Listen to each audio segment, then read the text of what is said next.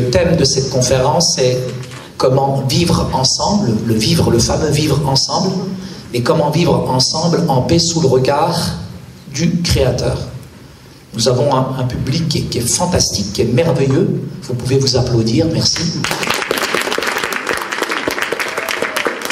Pour cette table ronde, à ma gauche, comme je suis galant, je vais d'abord présenter Madame Joséphine, Darer El Ghoul, vous êtes d'origine marocaine aussi?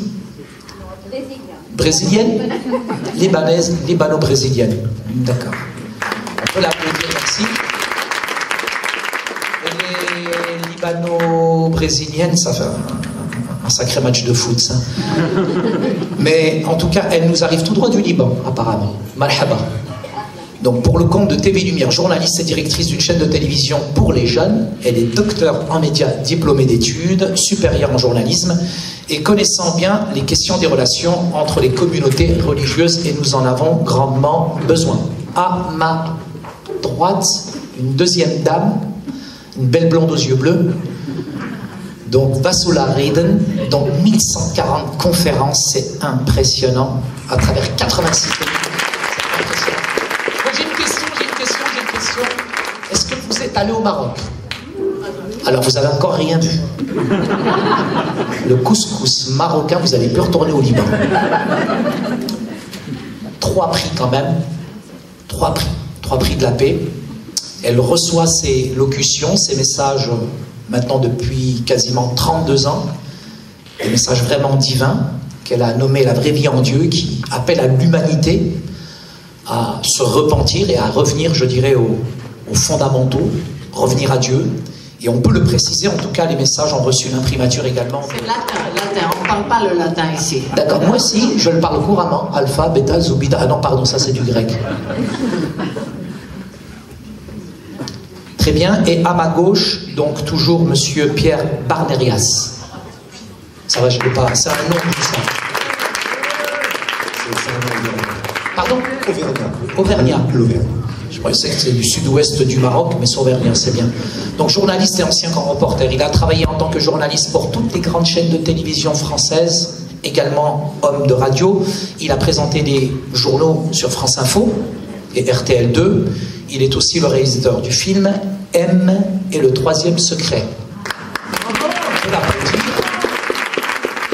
Rappelez quand même que ce film a fait quand même plus de 70 000 entrées en France. À ma droite, le père Gavin Ashenden. C'est un nom un peu berbère. Non. En tout cas, vous êtes le bienvenu. Donc, évêque dans l'église épiscopale chrétienne, diplômé de l'université de Bristol, de Sussex et de Londres. A écrit plus d'une dizaine de livres avec un nouveau qui est en cours de préparation. Vous avez le titre du livre, mon père? C'est toujours en préparation.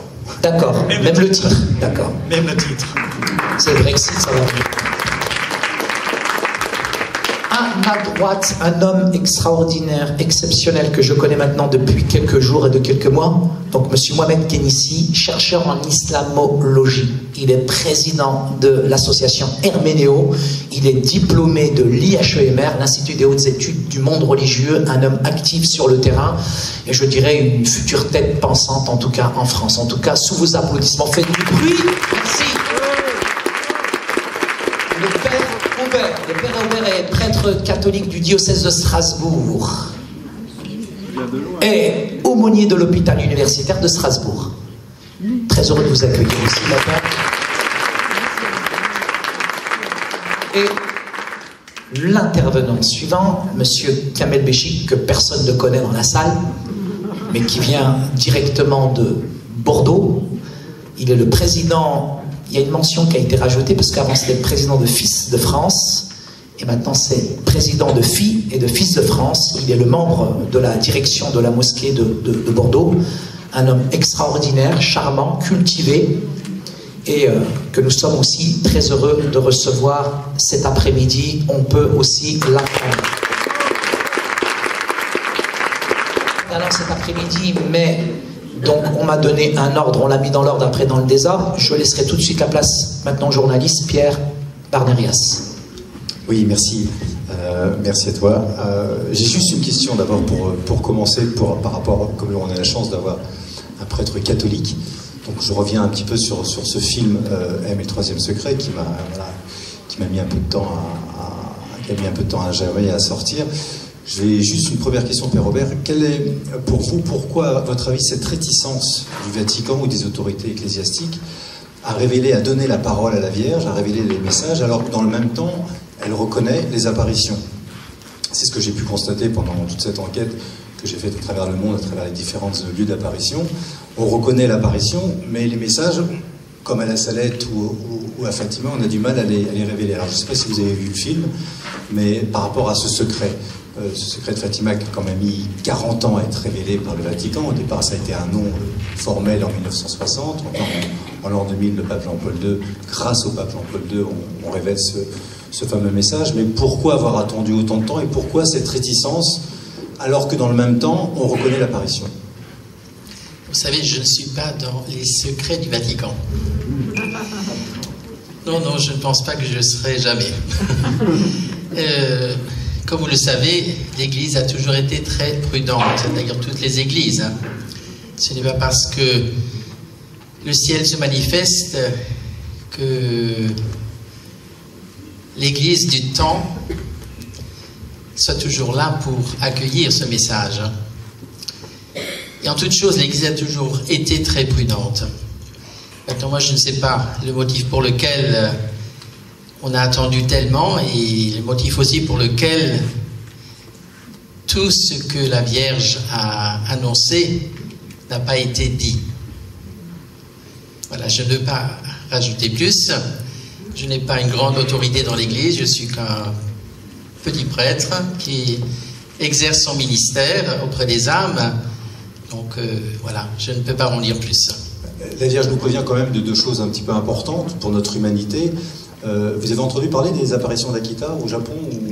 Oui. Je suis très mariologue, hein. Pas autant que le père, Monseigneur Laurentin, mais Marie est un point central dans ma vie. On peut dire que le troisième secret de Fatima a été révélé par le Vatican dès 1989, à partir du moment où le Vatican reconnaissait cette apparition, non? Même si Akita n'est pas très connue, la Vierge a quand même précisé des choses qui peuvent nous faire comprendre ce qu'elle a déjà révélé à Fatima. En tout cas, merci infiniment. Moi, ce qui m'a passionné, ce qui me passionne dans cette apparition, c'est le mot de Fatima. Parce que Fatima, c'est un nom à consonance musulmane.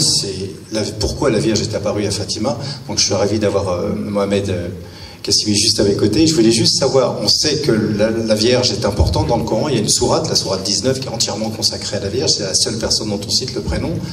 À votre avis, quel est le sens aujourd'hui de cette... pourquoi la Vierge aurait choisi Fatima pour apparaître et pour donner un message qui n'est pas forcément audible par tout le monde? Est-ce un symbole? Est-ce un lien? Peut-être que ça doit parler peut-être plus aux musulmans qu'aux chrétiens. En même temps, les deux.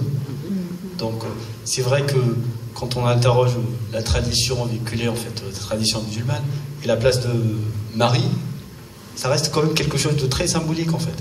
Il y a des textes où seulement Marie, donc elle est présentée comme celle qui l'exemple suprême, en fait. Tout ce qui est dévotion, pureté, l'exemple de la femme parfaite. Donc, dans beaucoup de textes, on garde cette tradition-là et on essaie de la transmettre. Et d'ailleurs, l'un des noms, en fait, les plus partagés, ça reste Marie. Dans les pratiques, au jour d'aujourd'hui, ça change en fonction des milieux culturels. Donc, il y a parfois un attachement, une vénération de la Sainte Marie, avec des formes très différentes. Ça reste en fait très populaire, que chacun s'approprie l'image de Marie. Ici en France, la question elle est un peu en fait recalée, donc elle ne fait pas partie parmi, on va dire, les vrais sujets dans la transmission classique qui est partagée de nos jours. Est-ce un choix, est-ce un non-choix?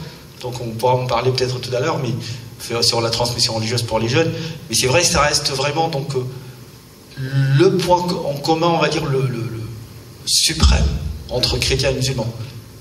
C'est plus une femme qui peut réunir en fait ces deux mondes. Et Jésus est né de cette femme qui est vierge. Donc Issa, dans le Coran, voilà, donc Oui. ça a peut-être un rôle aussi important. Pourquoi la Vierge a choisi Fatima, d'ailleurs qu'on confond avec Fatima, la fille du prophète, et Notre-Dame de Fatima, qui est la Vierge. Est-ce qu'il n'y a pas peut-être aussi un risque de confusion des choses entre Fatima et Notre-Dame de Fatima? Osons la confusion. Pourquoi avoir peur de la confusion, en fait? Non, mais si c'est une confusion qui rapproche, au contraire, qui permet tout à fait. de lier les je pense, tant mieux. Est-ce qu'on peut lire dedans, en fait, une manière de... Enfin, moi, ça m'attriste un peu. Enfin, je suis en même temps étudiant en religieux comme donc à l'Institut catholique. Je suis le seul étudiant non catholique qui est présent. Mais c'est rare, en fait, le nombre, par exemple, de musulmans qui s'intéressent à la tradition chrétienne. Bien sûr. Et on n'a pas encore ce réflexe de dire, je suis dans une approche d'ouverture. De même aussi, enfin, beaucoup de frères chrétiens qui ne sont pas aussi dans cette véritable approche d'ouverture.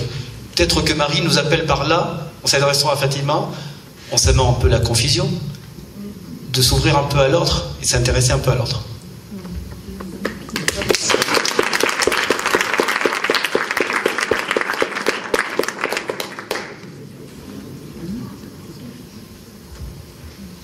Je continue.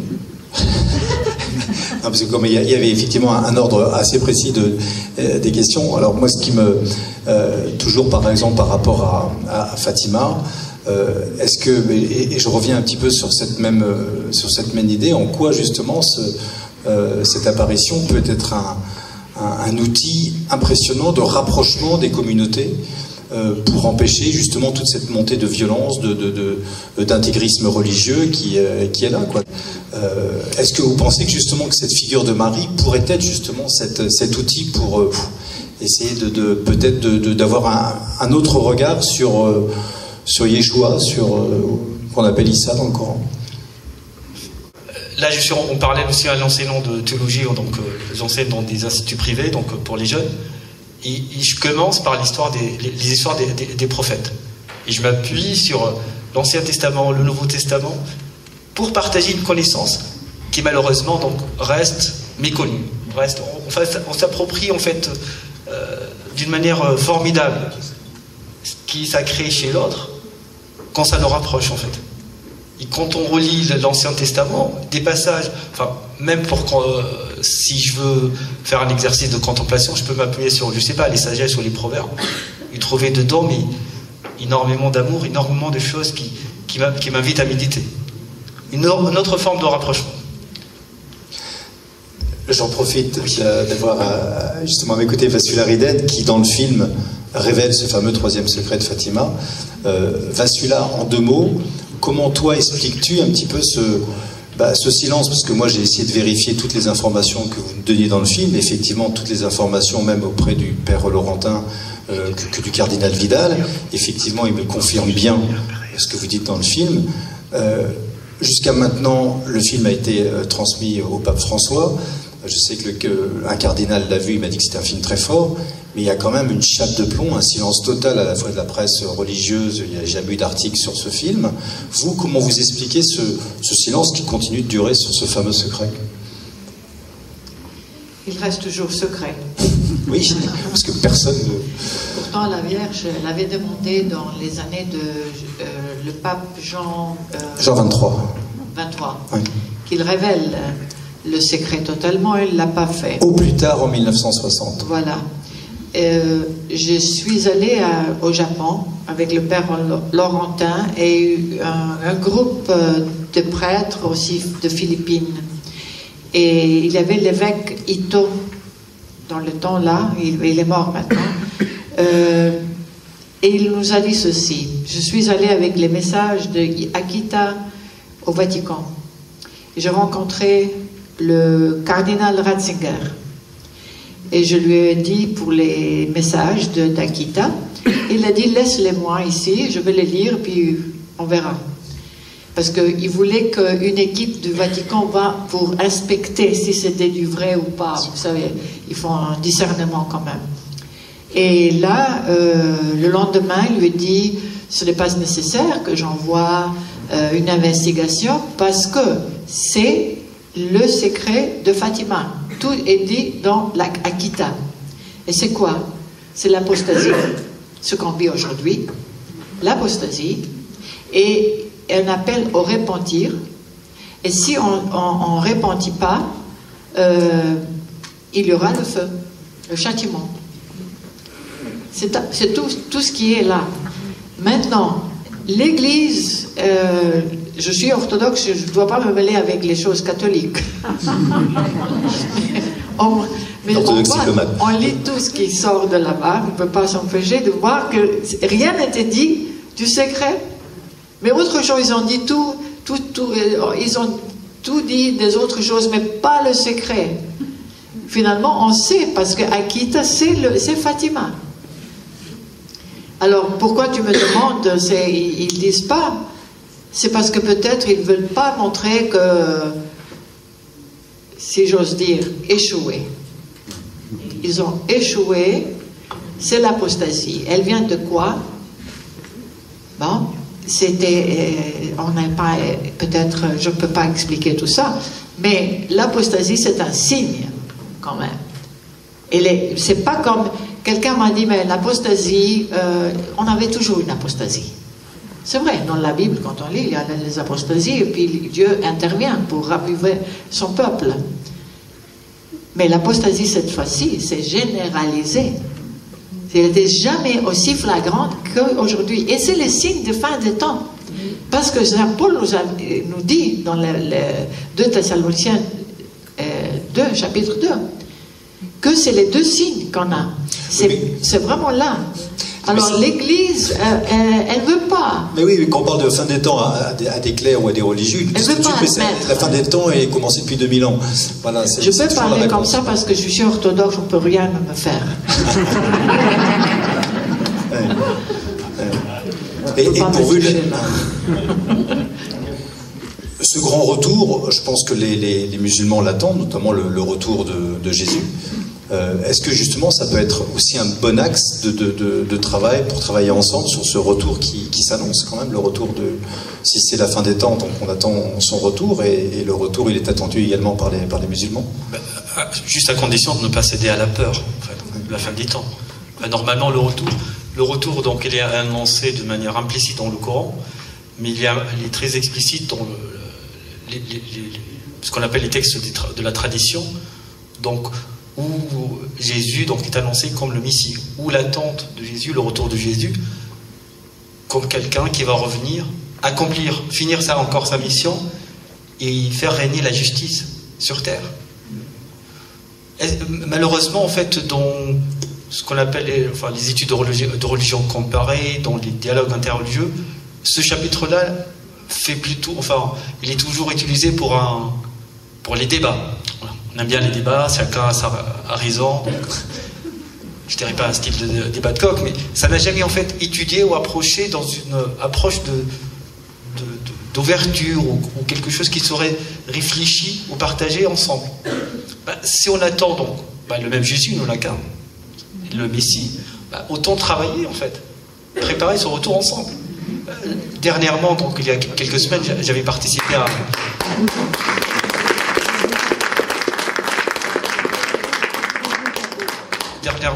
l'Institut catholique, donc on avait une journée d'études sur l'apostasie. J'ai eu l'honneur en fait de partager un peu les résultats de ma recherche.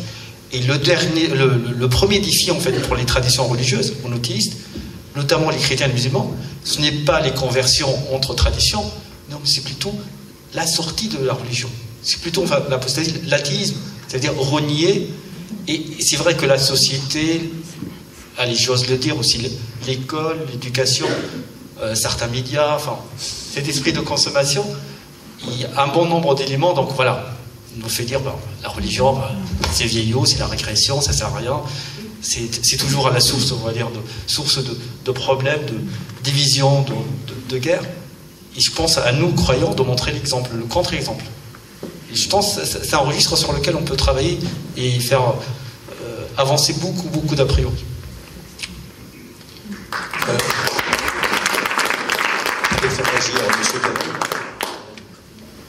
Monsieur Kamel, j'ai pris votre nom, je suis désolé. Donc Kamel Béchi. Quelle est votre opinion sur effectivement cette possibilité qui nous est offerte à travers cette apparition de Fatima de voir chrétiens et musulmans travailler au retour du Christ, à la fin des temps. Parce que c'est... Comment vous le voyez? Est-ce que ça vous évoque quelque chose, ou qu'est-ce que vous en pensez? Au risque de vous choquer, non, ça me semble anecdotique. D'accord. Savoir si la Vierge est apparue ou pas dans un lieu où le nom a une consonance appartenant au monde arabo-musulman ou pas est périphérique à l'ensemble du centre qui nous est offert en tant que chercheur de vérité, donc cheminant vers Dieu. On a tellement à faire que pour moi c'est un peu discuter du sexe des anges. Ça ne m'intéresse pas. Mais avec tout le respect que j'ai pour ceux qui s'y intéressent. Mais c'est anecdotique. C'est anecdotique dans on est juste en train d'essayer de trouver des ponts. J'entends bien, mais je pense que juste... ce sont des ponts tellement périphériques. Et il en existe tellement au centre. Là, quand j'entendais tout à l'heure Vasula dans son discours, je pouvais entendre un mystique musulman. Je pouvais entendre un mystique hindou. Je pouvais entendre un mystique bouddhiste. La capacité à pouvoir, écoutez bien, se nourrir des autres religions pour se renforcer dans la sienne, c'est central. Ce que je veux dire par là, c'est que en lisant Saint Jean de la Croix, Marthe Robin, Saint Augustin, j'approfondis ma foi musulmane. Parce que, de toute façon, on ne va pas céder à du syncrétisme naïf, bête, idiot et contre-productif. Vous êtes catholique, je suis musulman. Elle est orthodoxe, il est catholique, musulman, il y a tout un tas... Et Saïd est évangélique. Mais ce ne sont que des appartenances périphériques. Fondamentalement, centralement, le discours de Vasula résume tout. Nous sommes nés d'amour. Nous devons vivre d'amour et retourner à l'amour.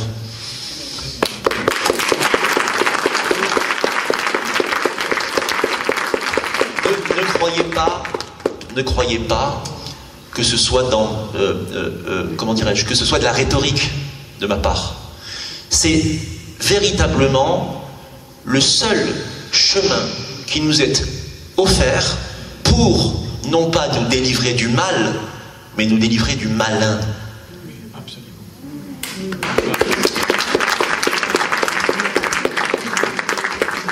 Ces deux lettres, I-N, changent fondamentalement la donne. Si vous dites « délivre-nous du mal », oui, le mal, mais c'est quelque chose de relativement confus. Et ce qui est mal pour l'un peut être bien pour l'autre et vice-versa. Dans certaines cultures, il y a des choses qui sont mal et qui sont bien, et puis inversement dans d'autres cultures. Donc la notion de bien et de mal, elle est très relative. En revanche, la notion du malin avec un M majuscule, elle est très objective. Car, du point de vue des valeurs universelles, ce centre dont je parlais tout à l'heure, et pour lequel je considère que l'apparition de la Vierge ou pas n'est que périphérique, ce centre-là est un centre de valeurs universelles. L'amour est quelque chose d'universel. La vérité est quelque chose d'universel. Le discernement est quelque chose d'universel. Je peux vous dire, j'ai vécu beaucoup plus dans le monde catholique que dans les espaces musulmans.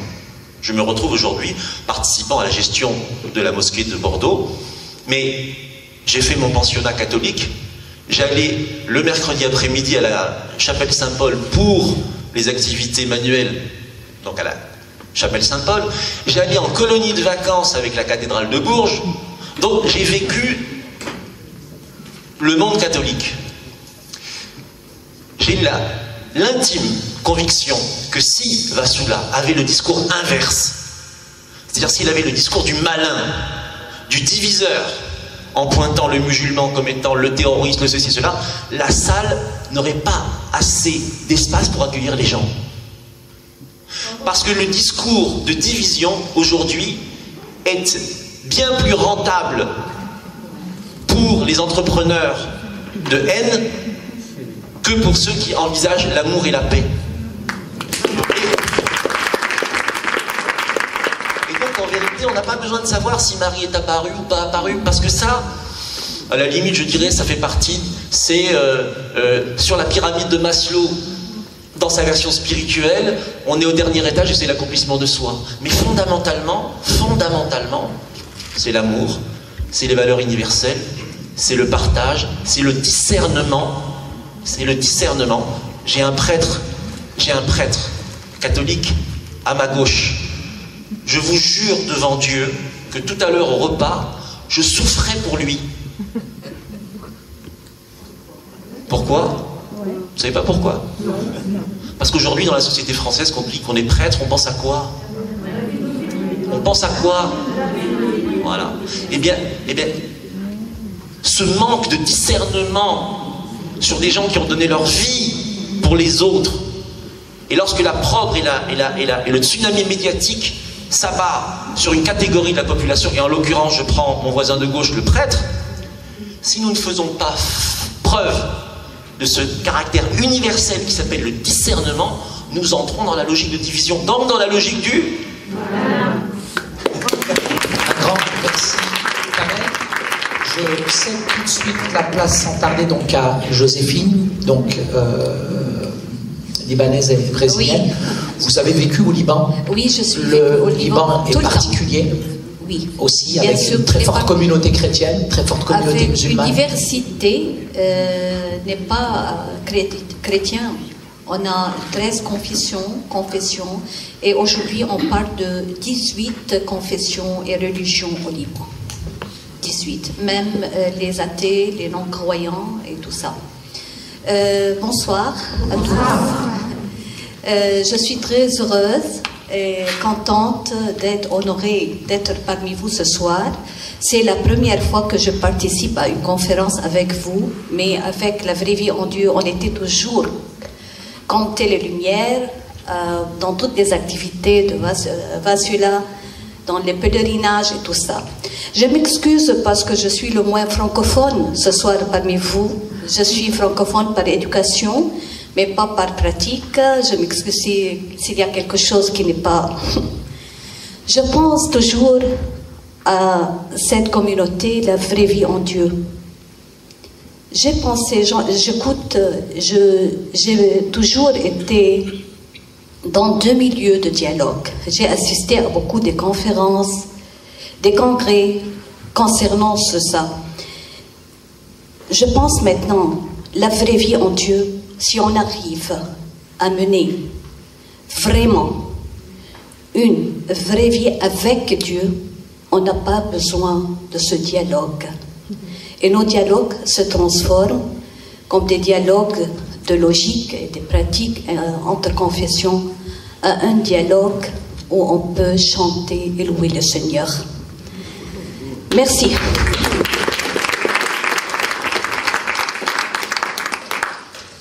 Monseigneur Gavin, bonsoir de nouveau. Je reprends ma question devant la caméra. Nous vivons dans un milieu multiconfessionnel, surtout en Europe. À votre avis, quels sont les défis que le communisme confronte comment on peut arriver avec tous ces langages de dialogue à un vrai dialogue où on peut mener ce dialogue en avant? Bon, alors, c'est une question assez difficile. Je veux faire deux observations, si je peux. Tout d'abord, je suis complètement d'accord avec ce que vous avez dit, c'est très important. J'ai entendu que vous avez dit qu'on a... les choses les plus importantes, c'est l'amour, mais je dirais aussi, c'est la sanctité. J'étais très impressionné quand j'ai entendu que Notre-Dame... On dit sanctité? Oh, encore plus proche, quand je vais le manger. Pardon. J'étais très impressionné quand j'ai entendu que Notre-Dame, en Medjugorje, avait dit que est-ce que vous voulez savoir qui est la personne la plus sainte dans cette pays? Et c'était une femme musulmane. Ça a choqué beaucoup de gens. Mais ça veut dire, il faut toujours éviter les syncrétismes, c'est très très important. Mais aussi au même moment, il faut avoir le discernement de recogniser, on dit ça, de recognize, de reconnaître l'amour et la sanctité. Mais l'amour et la sanctité deviennent de Dieu, et pour ça, il faut être proche de Dieu. Alors, la puissance de vraie vie en Dieu, c'est, à mon avis, c'est quand on suit notre chemin naturel, religieux, comme catholique ou anglican ou orthodoxe, on peut devenir un peu paresseux. On peut devenir un peu tribal, non trivial, appartenir à une tribe, tribal, oui. Alors on devient paresseux, on appartient, on est sauf là-bas, on accepte la culture, on ne bouge pas, on reste confortable. Mais on ne peut jamais rester confortable dans la vie de l'esprit, parce que Dieu veut toujours nous amener à un endroit plus proche de lui. Et les autres gens nous posent un problème souvent, un problème que on les voit comme étrangers toujours. Mais spécialement dans l'Église, ces étrangers ont souvent reçu quelque chose de Dieu dont on a besoin. Et dans vraie vie en Dieu, on voit, ce n'est pas suffit d'être catholique, ce n'est pas suffit d'être orthodoxe ou anglican. Parce que c'est comme si on va à un restaurant et on a un menu de 3 parts, les apéritifs, les plats et les desserts. Et il me semble que chaque église existe seulement d'un part de menu. Il y a un part d'église qui mange seulement les apéritifs. Pas d'expérience du désert, les crèmes caramel, c'est tragique. Désert.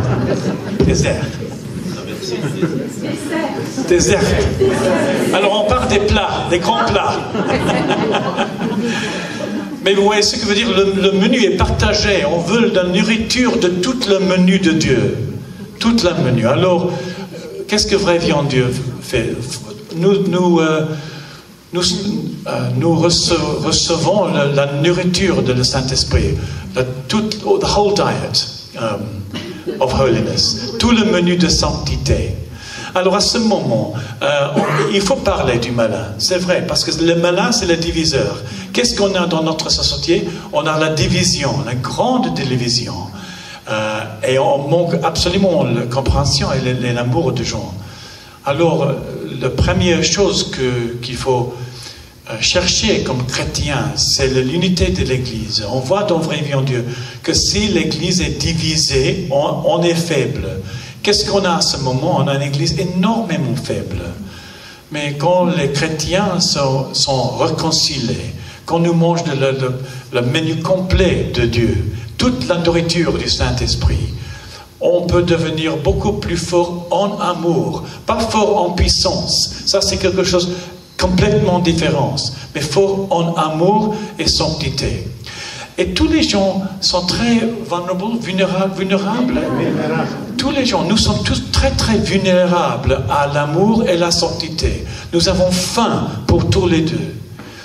Et si on voit une communauté, des gens, des individuels, une culture où on trouve la sanctité et l'amour, on court vers là-bas. Pourquoi est-ce que les églises sont vides? Parce que nous n'avons pas l'amour, nous n'avons pas la sanctité, on n'est pas... Il n'y a rien pour nothing to attract. Attire. Alors, mais rien pour attirer. Mais dans Vraie Vie en Dieu, si on entend les mots de Jésus, encore pour nous rafraîchir, il nous mène dans une route vers l'amour et la sanctité par repentir. Alors, c'est à cause de ça qu'il me semble que Vraie Vie en Dieu nous donne une façon de recouvrir ce que nous manquons, pour ne pas être confortable, pour ne pas rester avec le peu d'amour, le peu de sanctité que nous avons habituellement de vivre. Pardon, je parle français seulement 2 fois par an.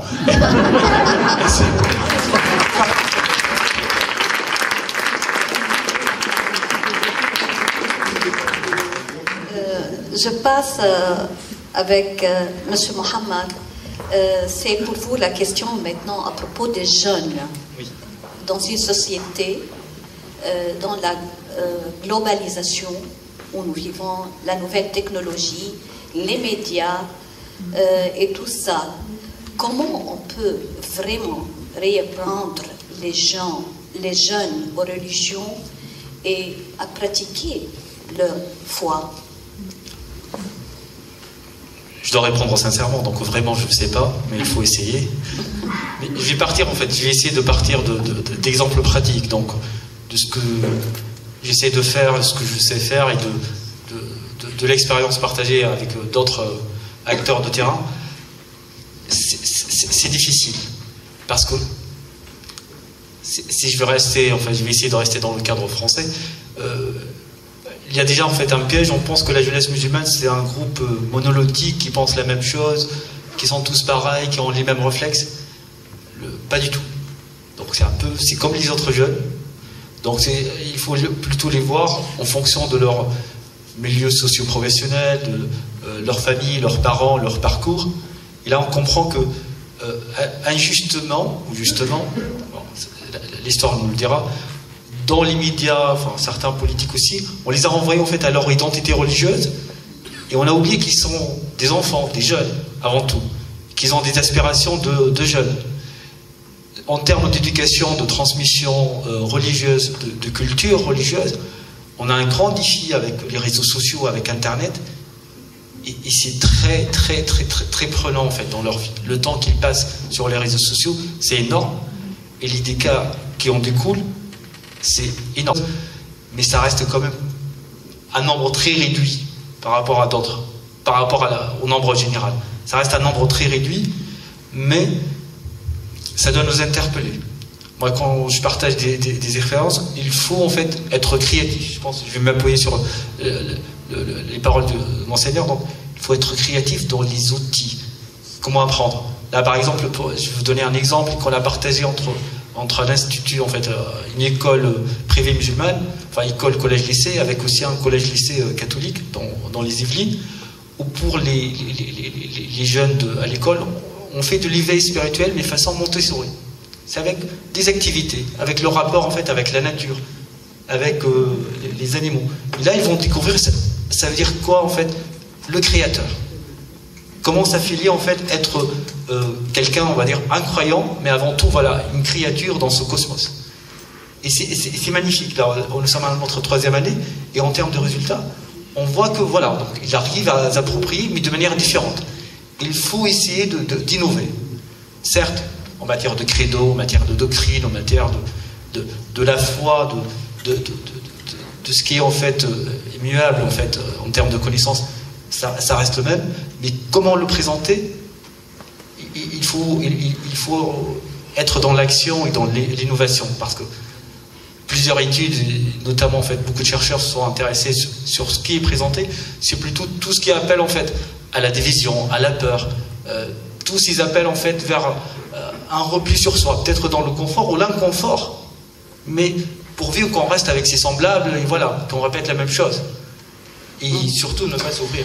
Est-ce qu'on peut parler, à votre avis, des communautés religieuses réservées aujourd'hui avec tout ce modernisme, où on peut éviter le mal, où les jeunes peuvent se trouver, ou pratiquer leur religion et n'avoir pas honte ou peur? Parce que vous avez maintenant un jeune qui est pratiquant, c'est une question qui n'est pas bien pour tout le monde. En fait, proclamer la foi, c'est pas facile aujourd'hui parmi les jeunes. Il faut s'appuyer, en fait, je pense que sur l'autre. Là, je vais partir aussi dans l'exemple d'étudiants, d'acteurs associatifs, donc musulmans, ici en banlieue parisienne, où vous avez du mal, en fait, à assumer cette identité de croyant, cette identité de voilà, nous sommes ancrés dans notre religion, mais on essaie d'œuvrer pour la société, pour la cité, pour le quartier, pour l'ensemble. Et le seul partenaire, et heureusement, enfin, via un travail associatif, on les a mis en contact, c'était des jeunes issus de la tradition catholique, où il y a beaucoup d'impulsions depuis Laudato Si'. Il faut s'engager, il faut en fait ne pas céder à la peur, en fait. Ce qui a été renvoyé, enfin, ce qui a été vécu autrefois, où il ne fallait pas dire je suis pratiquant. parce qu'on a peur. On a peur du regard de l'autre. On a peur en fait de s'enfermer. Plutôt s'appuyer sur ça pour s'épanouir. Et s'épanouir, c'est apporter ce regard en fait.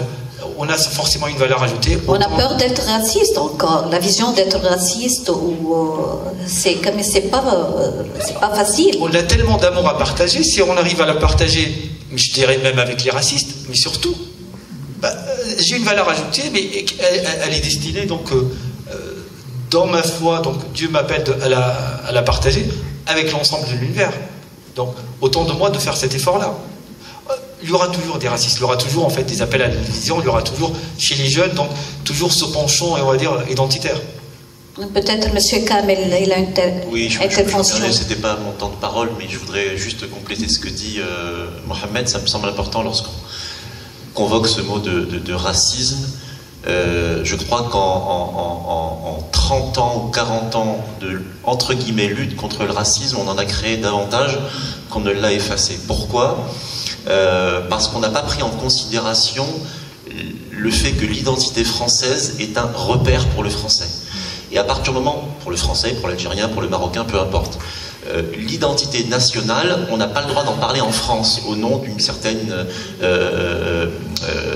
tradition des droits de l'homme et en veux-tu, en voilà, plein de notions théoriques, philosophiques, mais qui, dans le bon sens paysan, ne rencontrent pas de la réalité. C'est-à-dire qu'à partir du moment où vous avez des quartiers entiers qui ont été, où il y avait une charcuterie, où il y avait la petite église, qui sont transformés en boucherie halal et où les gens sont habillés comme on s'habille au sud de la Méditerranée, eh bien, on ne peut pas parler de racisme si la personne qui a vécu ici, dont le grand-père a vécu ici, réagit négativement à cette transformation subite. Parce que dans n'importe quel pays du monde, on réagirait de la même manière.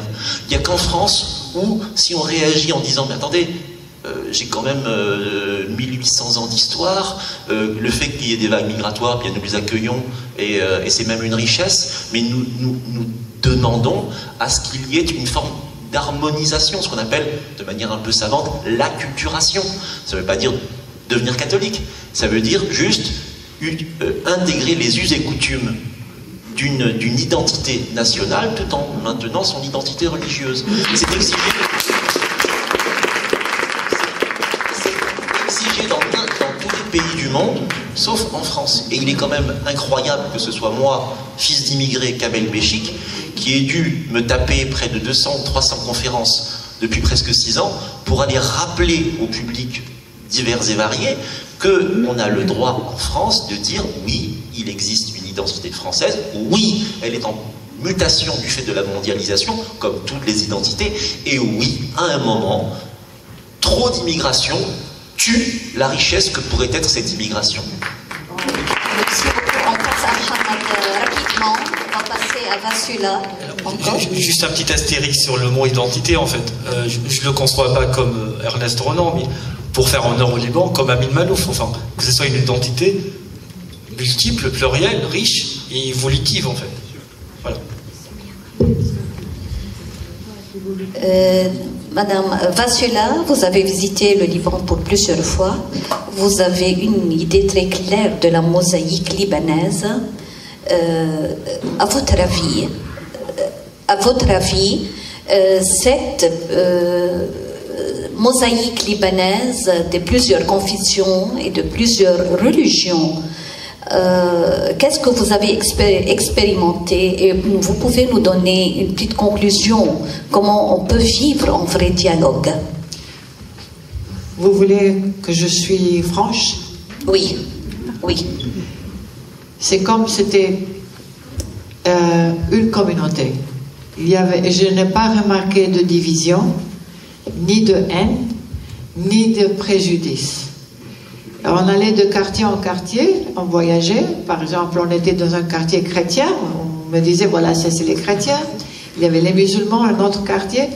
Mais on se baladait comme si c'était un. Il n'y avait pas une... Je n'ai pas senti une division, ni une haine, ni une séparation. Alors ça m'a impressionné quand même. À votre avis, ce genre de dialogue, comment il peut aider les sociétés à rentrer en vrai dialogue? Comment Ce genre de rencontres ou d'activités, comment on peut nous aider à approfondir, à avancer les vrais dialogues entre les croyants, entre les peuples, même les non-croyants. Comment faire?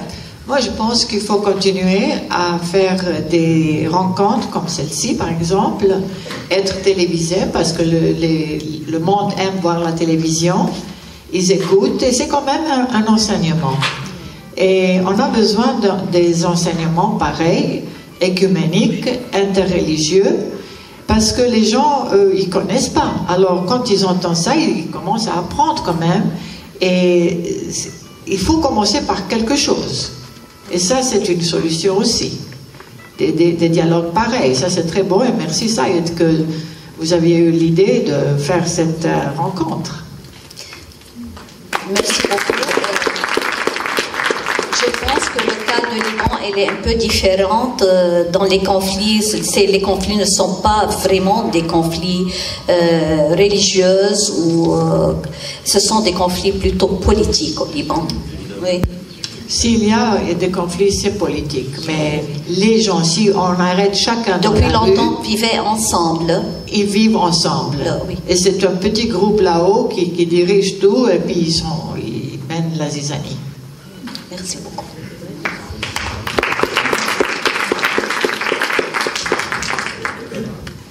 Je me permets juste de revenir 2 secondes sur la fin des temps. Ça m'intéresse. Je suis un peu buté comme garçon, comme tous les journalistes. Vassul Ariden, vous n'arrêtez pas de dire dans toutes vos conférences que la fin des temps est là. Vous parlez d'apostasie générale. Moi, j'ai une question au père et à l'évêque. Cette fin des temps, vous la voyez aujourd'hui? Vous en pensez quoi? Et qu'est-ce qu'on peut faire pour essayer de bien la préparer ou préparer éventuellement son retour? Est-ce que vous l'attendez, le retour du Christ? Une question directe. Non, je parle justement à Monseigneur Gavin et au père Robert. Parce que la fin des temps, ça reste quand même, on a l'impression que c'est un sujet tabou quand même dans l'Église. Si je comprends bien la Bible, la fin du temps, c'est pas la fin du monde, du cosmos, c'est la fin de notre époque, c'est la révélation. Notre culture. Alors, j'ai aucune difficulté. Alors, il y a 2 choses. Et vous voyez les signes aujourd'hui dont parle Vassula en disant, voilà, ce mécontentement qui... oui, je vois les signes, mais à mon avis, peut-être ce n'est pas tellement important, parce que... tout d'abord, je vais mourir dans quelques années, peut-être demain, peut-être 20 ans, mais je vais mourir. Ça va être fini pour moi, ici, dans cette époque. Moi et l'époque, nous sommes séparés dans quelques années, alors. Et peut-être vous aussi. Alors... on va les offrir. Non, il n'y a aucune peur à vous. La chose la plus importante, c'est le jugement. C'est le moment que j'apparaisse devant Dieu. C'est ça qui me donne, pas peur, mais je me donne attention. Et je vois le monde et notre culture, et elle a beaucoup de difficultés. Les difficultés environnementales sont tellement sérieuses, les difficultés politiques sont tellement sérieuses. Mais vous voyez, sans doute, peut-être on va avoir une pandémie très très sérieuse. Mais pour être chrétien, pour être croyant, ça, ce n'est pas notre vie ici, ce n'est pas la chose le plus important.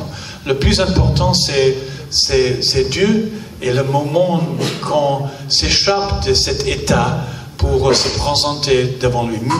Tout de même, nous avons une grande responsabilité, un à l'autre, pour vivre dans une façon qui n'impose pas la souffrance by being careless, être négligent. À cause de ça, il faut prendre soin avec les choses environnementales, soin avec les choses politiques. Oui, pardonnez-moi la question un peu provocante, mais vous semblez un peu responsable de cette apostasie dont parle Vassul Ariden? L'apostasie de quoi? Oui, l'apostasie. Est-ce que vous vous sentez un peu co-responsable de cette apostasie qui est criante en Europe? Non, parce que je l'ai... Une question qui s'adresse au père Robert aussi. Non, parce que j'ai... J'ai lutté cette apostasie toujours, depuis que j'étais un étudiant de loi. J'ai vu l'apostasie, j'ai vu l'esprit de rébellion, toujours. j'ai vu l'esprit de sécularité, toujours. Et je fais tout ce que je peux en lutter à cette apostasie. Mais, voyez-vous, j'ai une fillette, elle est un étudiant de loi à l'université, et elle dit, papa, c'est très difficile d'être votre fillette, parce que les gens vous connaissent. Vous connaissent. Et les choses que vous dites en public, sur la télévision, dans la presse, ce sont des choses très provocantes pour mes amis. Ils ne l'aiment pas du tout, ce que vous dites sur les issues de sexualité, d'identité. Papa, je comprends, parce que tu et moi, nous avons bavardé, nous avons parlé toute ma vie. Mais tout de même que je comprends avec la vie chrétienne, c'est énormément difficile pour moi pour convaincre mes amis. Parce qu'ils sont... No, I need your help. Brainwashed. C'est quoi? Le cerveau lavé. Lavage de cerveau. Lavage. On a expérimenté le lavage de cerveau. Toute la culture, par la télévision, par la musique, par entertainment, nos jeunes ont expérimenté ce lavage de cerveau.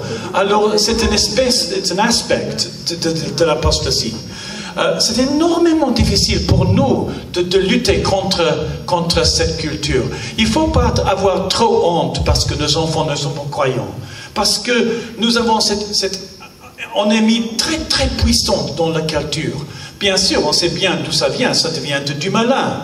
Mais tout de même, on expérience comme apostasie dans la culture. Alors, nous faisons tout ce qu'on peut. On parle aux enfants, on parle de Dieu, on les offre les prières, mais tout de même, nous-mêmes, nous n'avons pas la puissance de gagner dans sa lutte. On voit bien dans la Bible, nous allons perdre la lutte contre l'apostasie. Mais tout de même, on fait la lutte avec intégrité, parce que c'est notre vocation.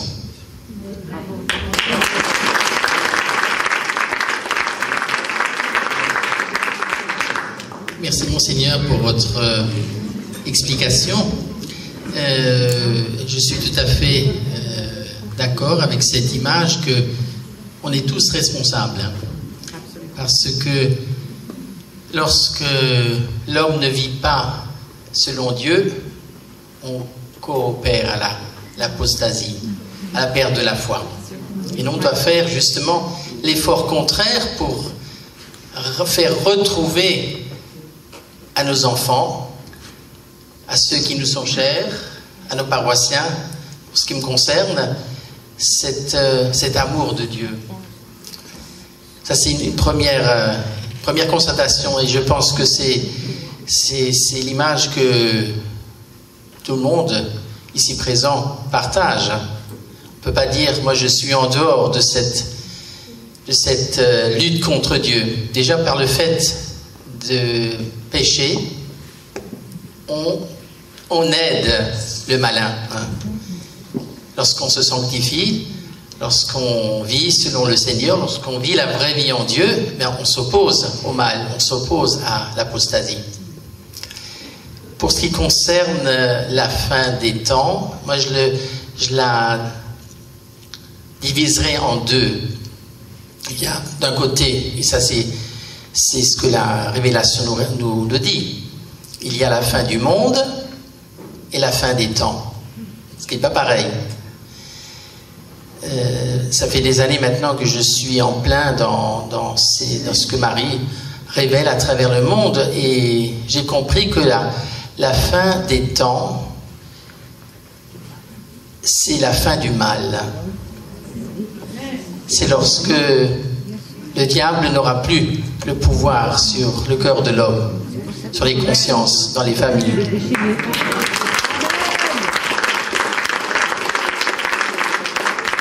C'est au fond ce que cherche le Seigneur, ce que cherche la Vierge Marie. On doit s'opposer à l'ennemi par excellence de Dieu, celui qui s'est révolté, comme l'a dit l'Écriture, Lucifer. Lorsque Lucifer sera anéanti, lorsque Lucifer aura été enchaîné, comme nous le dit encore l'Écriture, là, la fin des temps du mal aura pris fin et pourra reprendre le règne de Dieu jusqu'à Parce que la fin du monde arrivera. Ça, c'est dans les mains du Seigneur. Voilà ce que je pourrais rajouter.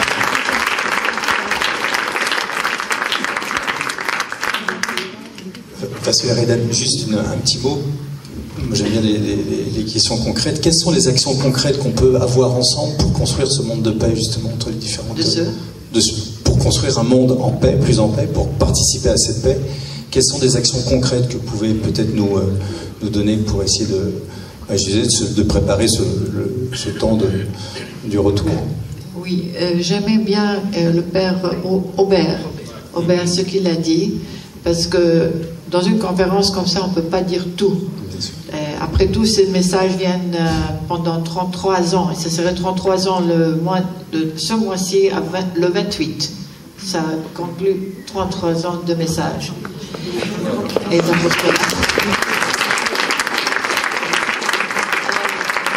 le Seigneur aussi nous donne de l'espoir. C'est la fin des temps.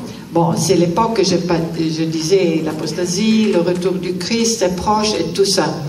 Mais ce qui se passe, et qu'on peut le voir quand même, c'est que le monde commence à avoir une soif de Dieu. Il commence à chercher Dieu. Et ça, Jésus l'appelle une deuxième Pentecôte. La deuxième Pentecôte, ça donne beaucoup de l'espoir.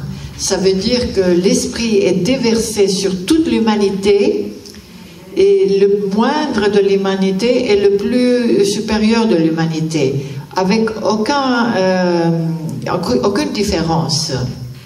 Alors, ça nous donne l'espoir, parce que ces fins des temps, c'est la fin peut-être de l'apostasie qui est flagrante, et qu'il y a l'espoir devant nous comme une deuxième Pentecôte qui va venir au monde et puis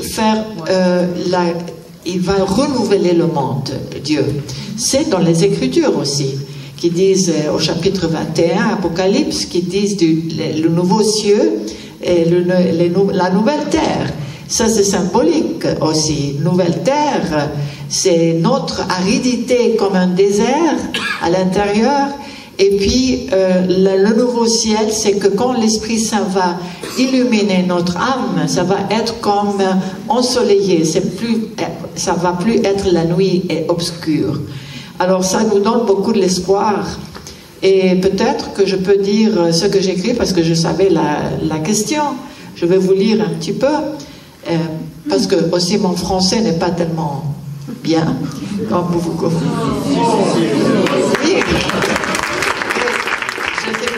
J'ai préféré écrire ce que je voulais dire comme réponse. Il ne faut pas oublier que sur la terre, nous vivons tous sous le même soleil.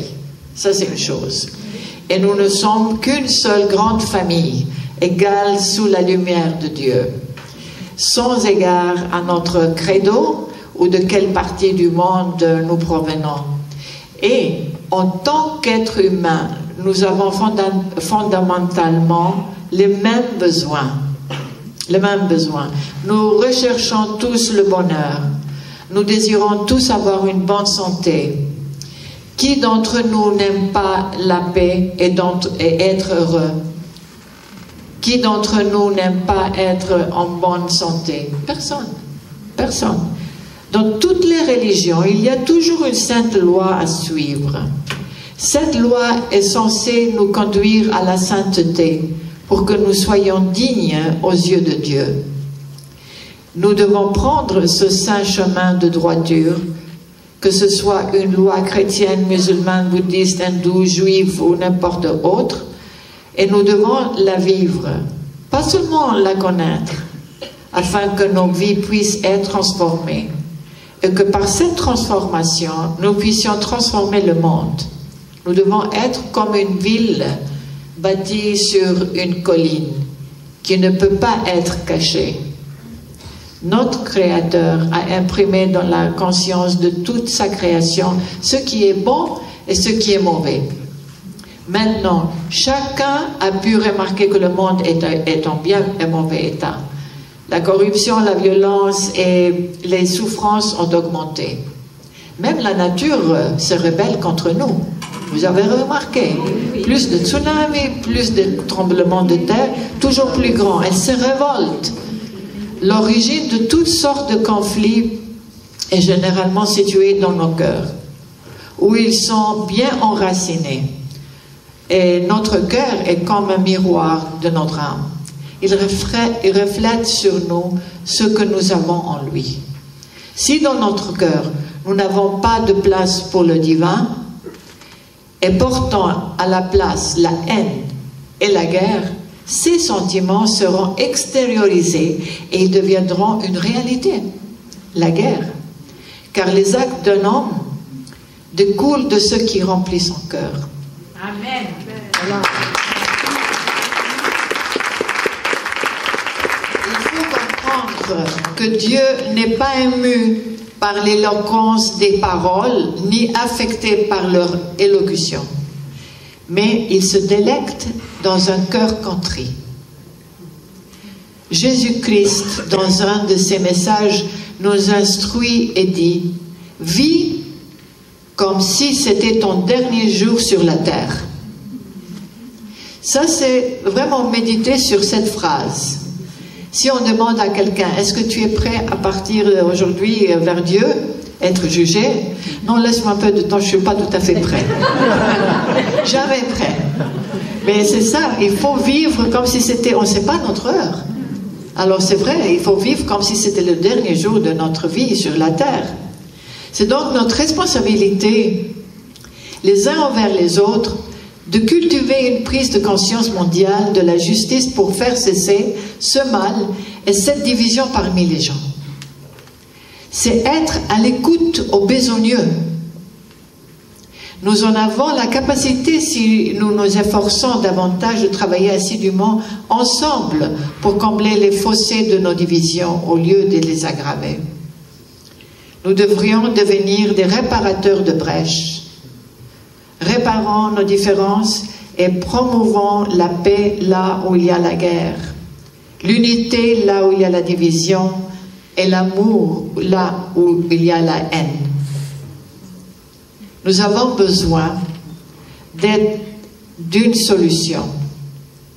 La première chose que l'on doit envisager est l'éducation, qui résoudra les conflits en commençant par une soif de la vérité, d'éduquer la famille, les institutions, nos communautés religieuses, le monde entier, en leur disant que les hommes peuvent vivre dans la paix et l'harmonie et peuvent se réconcilier les uns avec les autres. La réponse à la question « Quelles sont les actions qui permettent de vivre ensemble et construire une cité de paix sous le regard du Créateur ?» Eh bien, si toutes les religions du monde répondaient à l'appel de Dieu, à la réconciliation, tous les hommes et toutes les femmes se reconnaîtraient déjà en tant que frères et sœurs, issus d'une seule source. Oui, ils peuvent s'unir pourvu qu'ils aiment, qu'ils apprennent à aimer. Ça, c'est très important. Ils peuvent s'unir pourvu qu'ils apprennent à aimer, en leur rappelant leur origine divine et les valeurs morales. Nous devons leur rappeler de devenir l'image de Dieu vivant, ou de nos saints qui n'ont nulle trace d'impureté, nulle trace de préjudice, nulle trace de vengeance et nulle trace de haine. J'espère sincèrement que le jour viendra où, par nos efforts et nos sacrifices, nous apporterons la paix, l'harmonie et l'unité qui sont tellement désirées par nous tous, mais au-dessus de tout, par Dieu.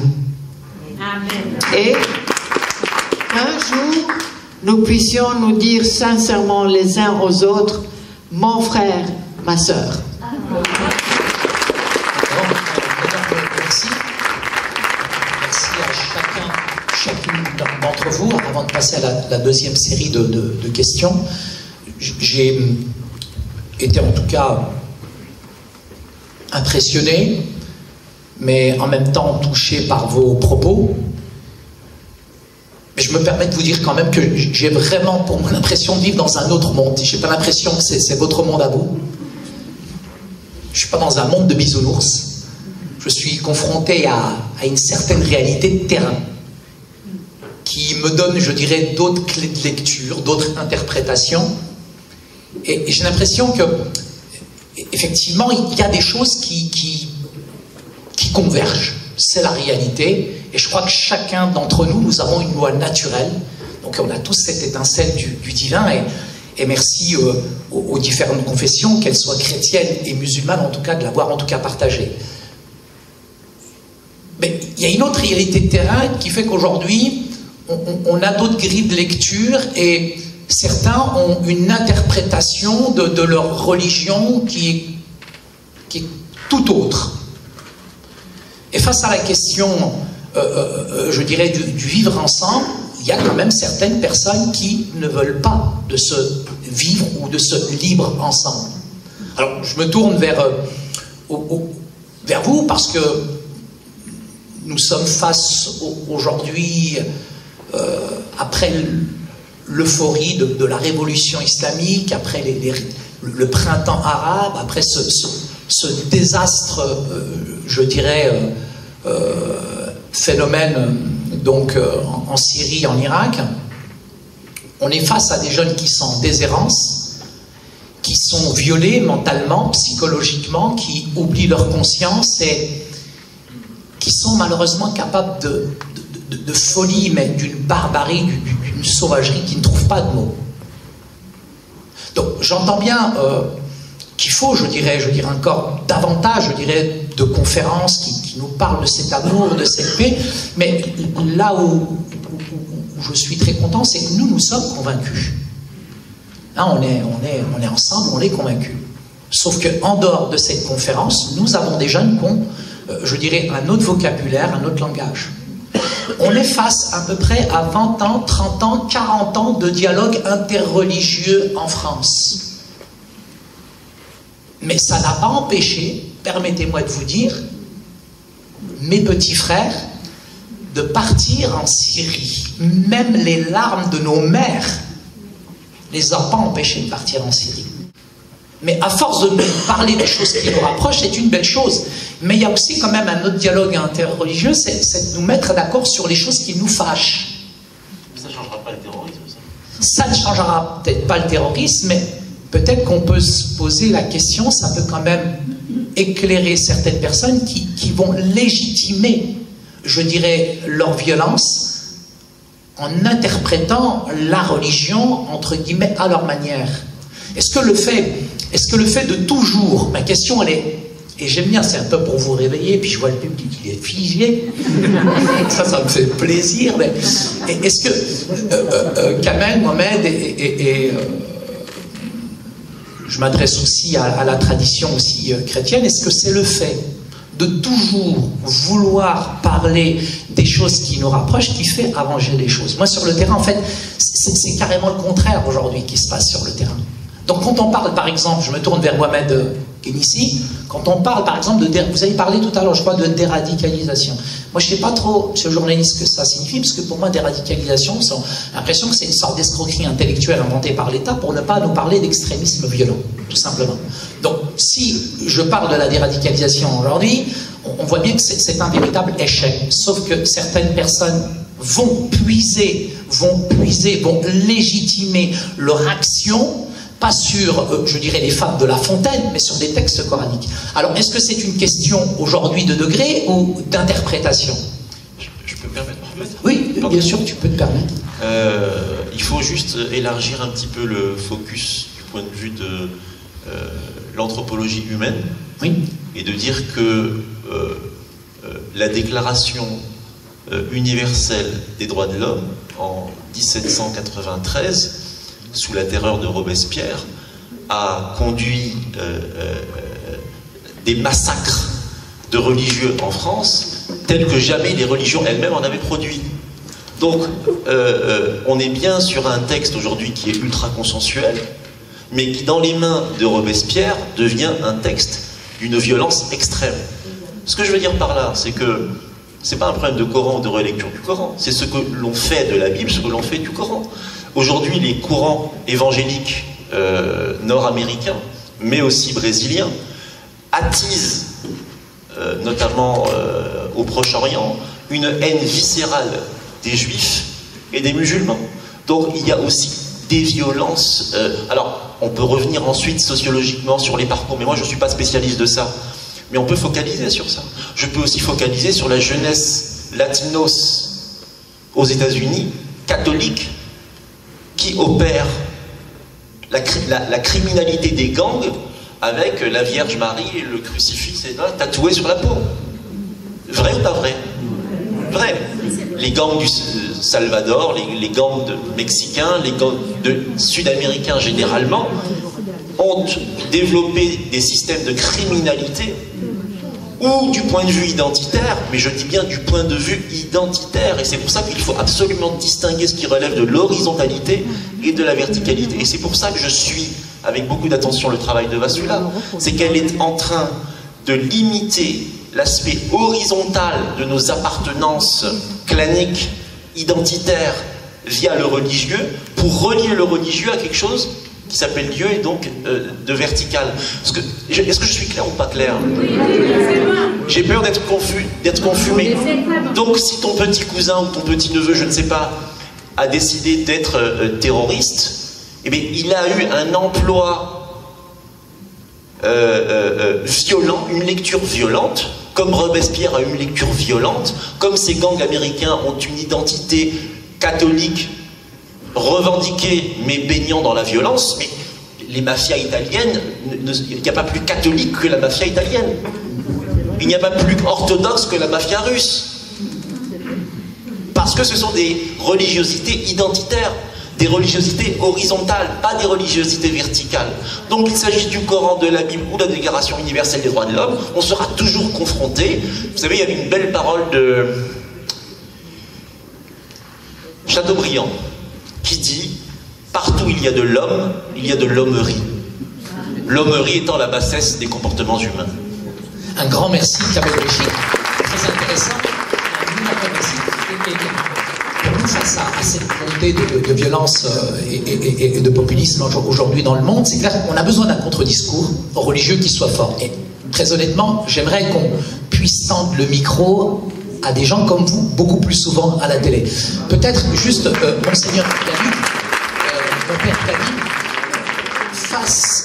Je ne sais pas si vous êtes en tout cas sensible à cette question en Angleterre, mais pour nous en France, c'est un véritable échec, la question de lutter contre en tout cas le phénomène de radicalisation, essayer de travailler un peu sur la déconstruction un petit peu d'une idéologie qui est souvent en tout cas, je dirais, plutôt politique que religieuse. Donc, qu'est-ce que vous en pensez? Quel contre-discours religieux vous pourriez avoir face à cette montée de l'extrémisme aujourd'hui, qu'elle soit dans les deux monothéismes? Dans les trois monothéismes, mon ami. J'en ai oublié un? Ah ben... Pardon. Oui, c'est bien dit. C'est une question énormément difficile. Et il faut inclure les bouddhistes et les hindous, parce que les violences aujourd'hui au Sri Lanka... Avec le micro, ça serait mieux, monsieur Kamel. Excusez-moi, monseigneur, juste vraiment parce que là, je vais exploser. Ah, ça me fait plaisir, vas-y, explose. Mais non, mais parce qu'on fait toujours passer les monothéismes comme étant des entrepreneurs de guerre à travers l'histoire. Allez voir aujourd'hui au Sri Lanka comment les bouddhistes persécutent les hindous, persécutent les catholiques et persécutent les musulmans. Non, les Rohingyas, c'est encore autre chose. Là, je parle véritablement du Sri Lanka, où, en France et en Europe, on accueille des réfugiés catholiques, musulmans et hindous persécutés par des bouddhistes, dont on croit dans l'imaginaire populaire que c'est un truc peace and love. Alors que non, il y a une incarnation politique bouddhiste qui est extrêmement violente. Merci, Kamel. Ça fait plaisir que tu les aies réveillés. Père Gabi. Non, c'est bien dit, et je veux adresser ça. Il me semble, quand on parle des religions, on peut parler de quelque chose de politique. Alors si on parle de la violence des bouddhistes, des hindous, des musulmans, des chrétiens, c'est un phénomène politique très bas.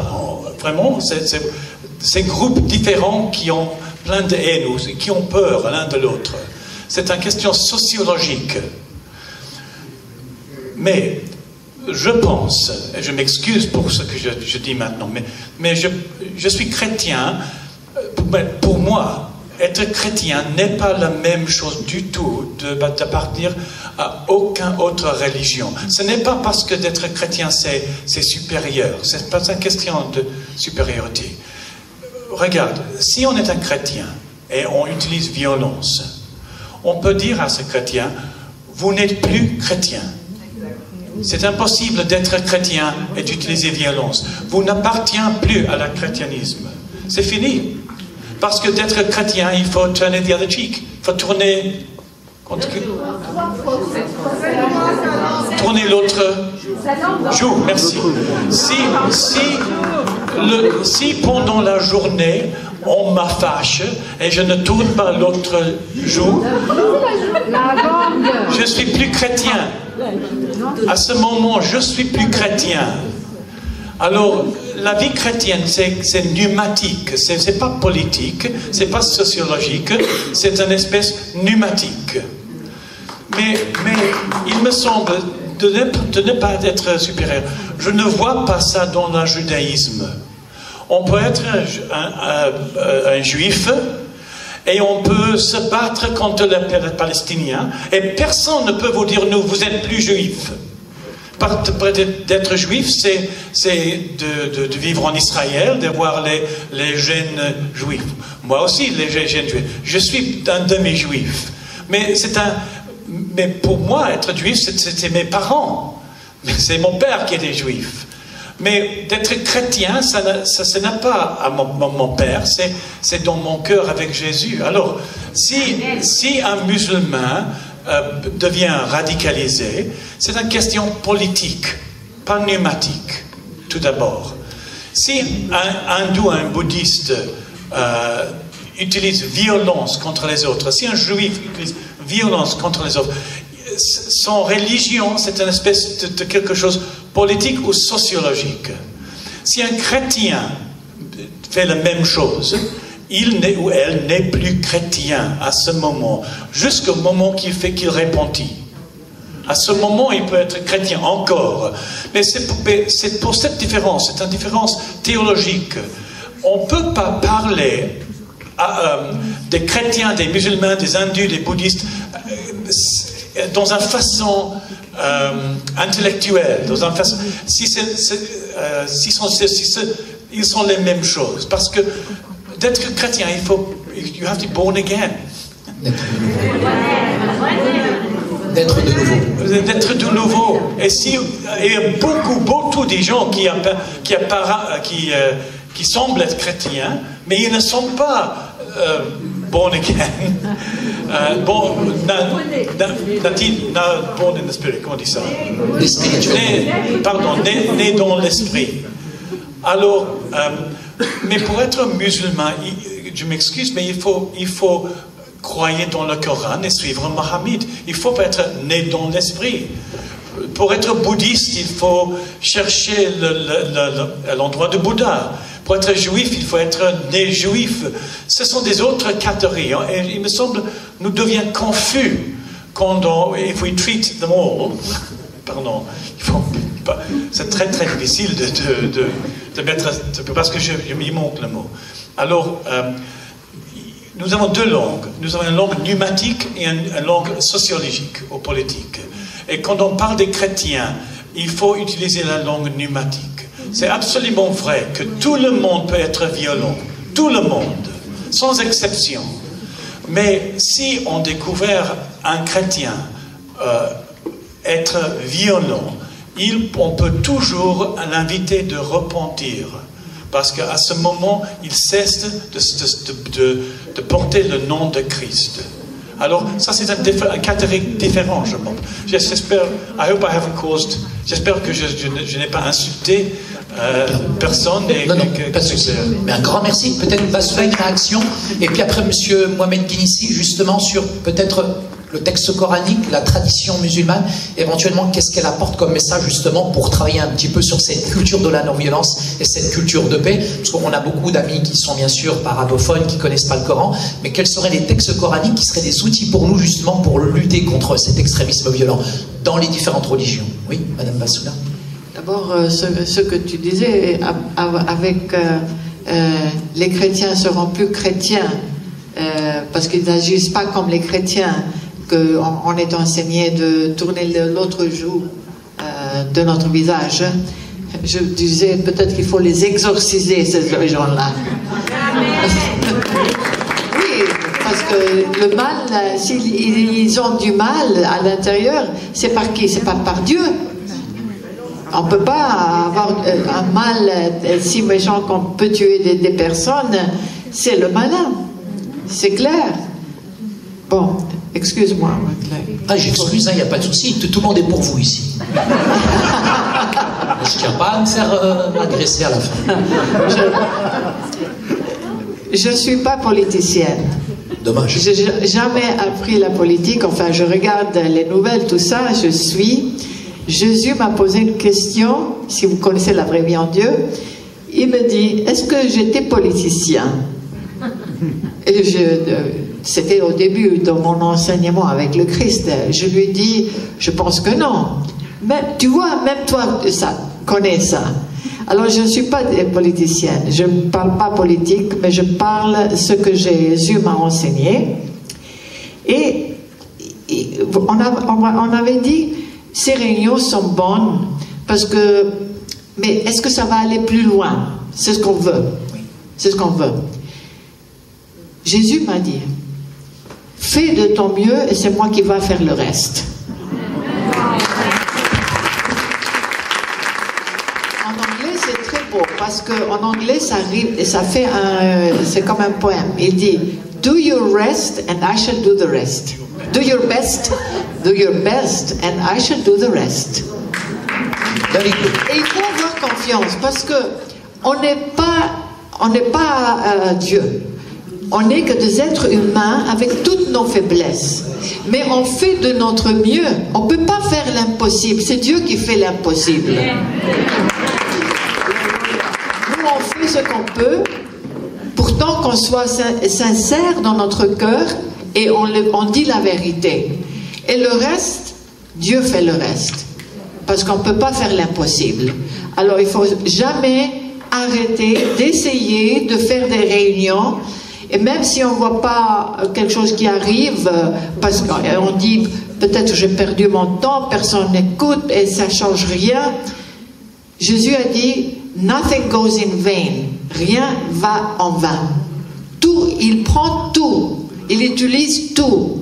Et il utilise notre amour beaucoup plus que vous pensez. Merci. Voilà. Quel gâchis. On aurait pu faire des femmes de ici. S'il vous plaît. Je pense que pour revenir en fait pour le dialogue interreligieux comme outil ou peut-être comme parade, on n'imagine pas la fragilité de la société dans laquelle on vit. Nous avons des individus très très très fragiles. Et peut-être aussi parmi les éléments, les pistes d'action, ce que Derrida appelait la pensée religieuse, on a délaissé en fait la religion, on l'a tellement mis de côté, on l'a tellement dénigré, on l'a tellement réservé en fait pour les bons à rien, ceux qui ne sont pas dans l'action, qui sont naïfs, qui sont bisounours. Je vais m'appuyer sur une parole je pense du chapitre des Proverbes où c'est écrit approximativement les paroles adorables sont comme du miel en fait. Oui. Doux pour le palais, salutaire pour le corps, mais ce ne sont que des paroles. En fait, on n'arrive pas en fait à conjuguer pleinement en termes d'action ce potentiel, cette richesse qui nous anime, cette foi, cet amour qui déborde. On n'arrive pas à l'exprimer pleinement, à le concrétiser avec des actions. Et des actions, il y en a. Enfin, si je m'appuie sur les paroles de Monseigneur Ivassila, rien que sur le thème, les chantiers, je dirais, de la famille, de l'éducation, on a tant à faire. Il faudrait en fait peut-être songer à imaginer peut-être un paradigme commun, à porter un regard de croyant sur les questions de la société. C'est ça en fait la solution. Sinon, restons toujours avec ces paroles d'adorables, qui sont merveilleuses, et on partira d'ici dans quelques temps, enchantés, motivés, mais en face, les autres, ils ont dépassé en fait des barrières idéologiques, politiques, pour avoir des réponses. Où Dieu n'existe pas. Où la spiritualité, la religion n'existe pas, surtout pas. Donc c'est à nous le choix de passer à l'action ou pas. Un grand merci, M. Mohamed Gelissi.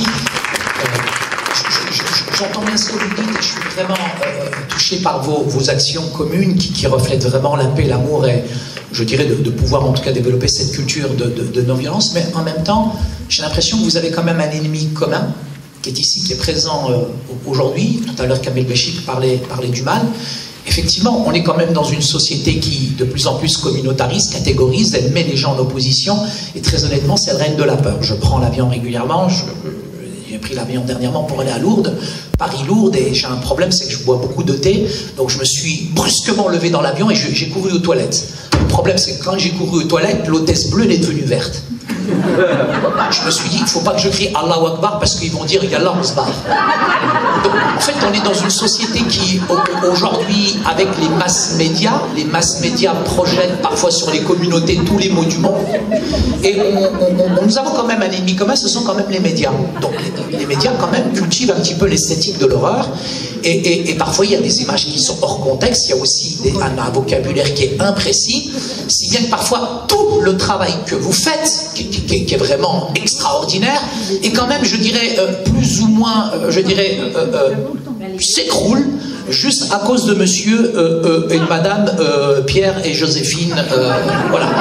Donc, très honnêtement, vous, quand même, les médias, vous donnez quand même une part de responsabilité. Défendez-vous.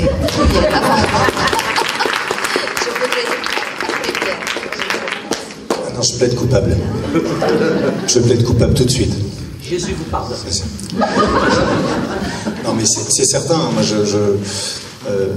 c'est ma 30e année de journalisme aujourd'hui, même si je n'ai plus de carte de presse, parce que je ne la demande plus, parce que je travaille pour le cinéma, donc je fais des enquêtes qui n'ont pas besoin d'avoir une carte de presse pour la faire. Et puis en plus, je me ressens plus journaliste, pas du tout, dans la façon dont le métier est fait. Aujourd'hui, je suis horrifié et même parfois scandalisé de voir comment l'information est traitée. Elle est maltraitée, elle est déformée, on manipule, et puis à grosse dose. Hein. Il faut savoir qu'aujourd'hui, encore une fois, le monde est sous la domination de 3 seules sociétés, 3 petites sociétés, pas moins de 10 000 emplois, 20 000 emplois, 3 grandes agences de presse.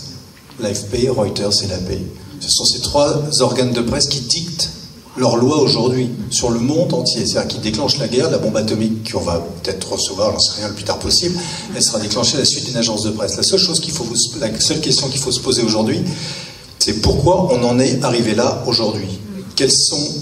Quel est l'événement qui a créé une onde de choc qui a fait qu'aujourd'hui, on a tous ces mouvements, on a toutes ces divisions, on a tous ces jeunes qui se tuent au nom de Dieu, ce qui est monstrueux. Pour moi, il y a une date qui est claire, c'est le 11 septembre. Il y a un avant et un après, 11 septembre, à cause d'images, uniquement d'images. Posez-vous la question, si on n'avait pas eu les images des tours qui s'effondrent, est-ce qu'on en serait là aujourd'hui? Est-ce que les États-Unis d'Amérique seraient intervenus en Irak sur un mensonge énorme? Plus personne n'en parle, c'est un autre mensonge médiatique qui est quand même colossal. Et aujourd'hui, c'est pas grave, oui, ils sont arrivés. Voilà. Donc toute cette situation aujourd'hui de désordre avec ces pseudo-révolutions de printemps qui sont arrivées par la suite, elles ont un commencement. Et moi, je pense que tant qu'effectivement il n'y aura pas toute l'enquête, moi on demande juste une enquête, ce serait bien qu'il y ait une enquête internationale sur ce 11 septembre qui a changé le monde. Donc oui, l'information est responsable de cette situation. Oui, c'est une information qui est criminelle parfois. Parce que j'ai même dit, et j'ai même fait un petit post tout à l'heure, parce que je suis très inquiet de ce qui va se passer, et de voir d'entendre sur BFM ou sur France Info des gens qui appellent même à tuer, quoi. On est en 2018, on va juste manifester. Il y a des gens qui sont prêts en train de dire, écoutez, on va massacrer tout le monde, quoi.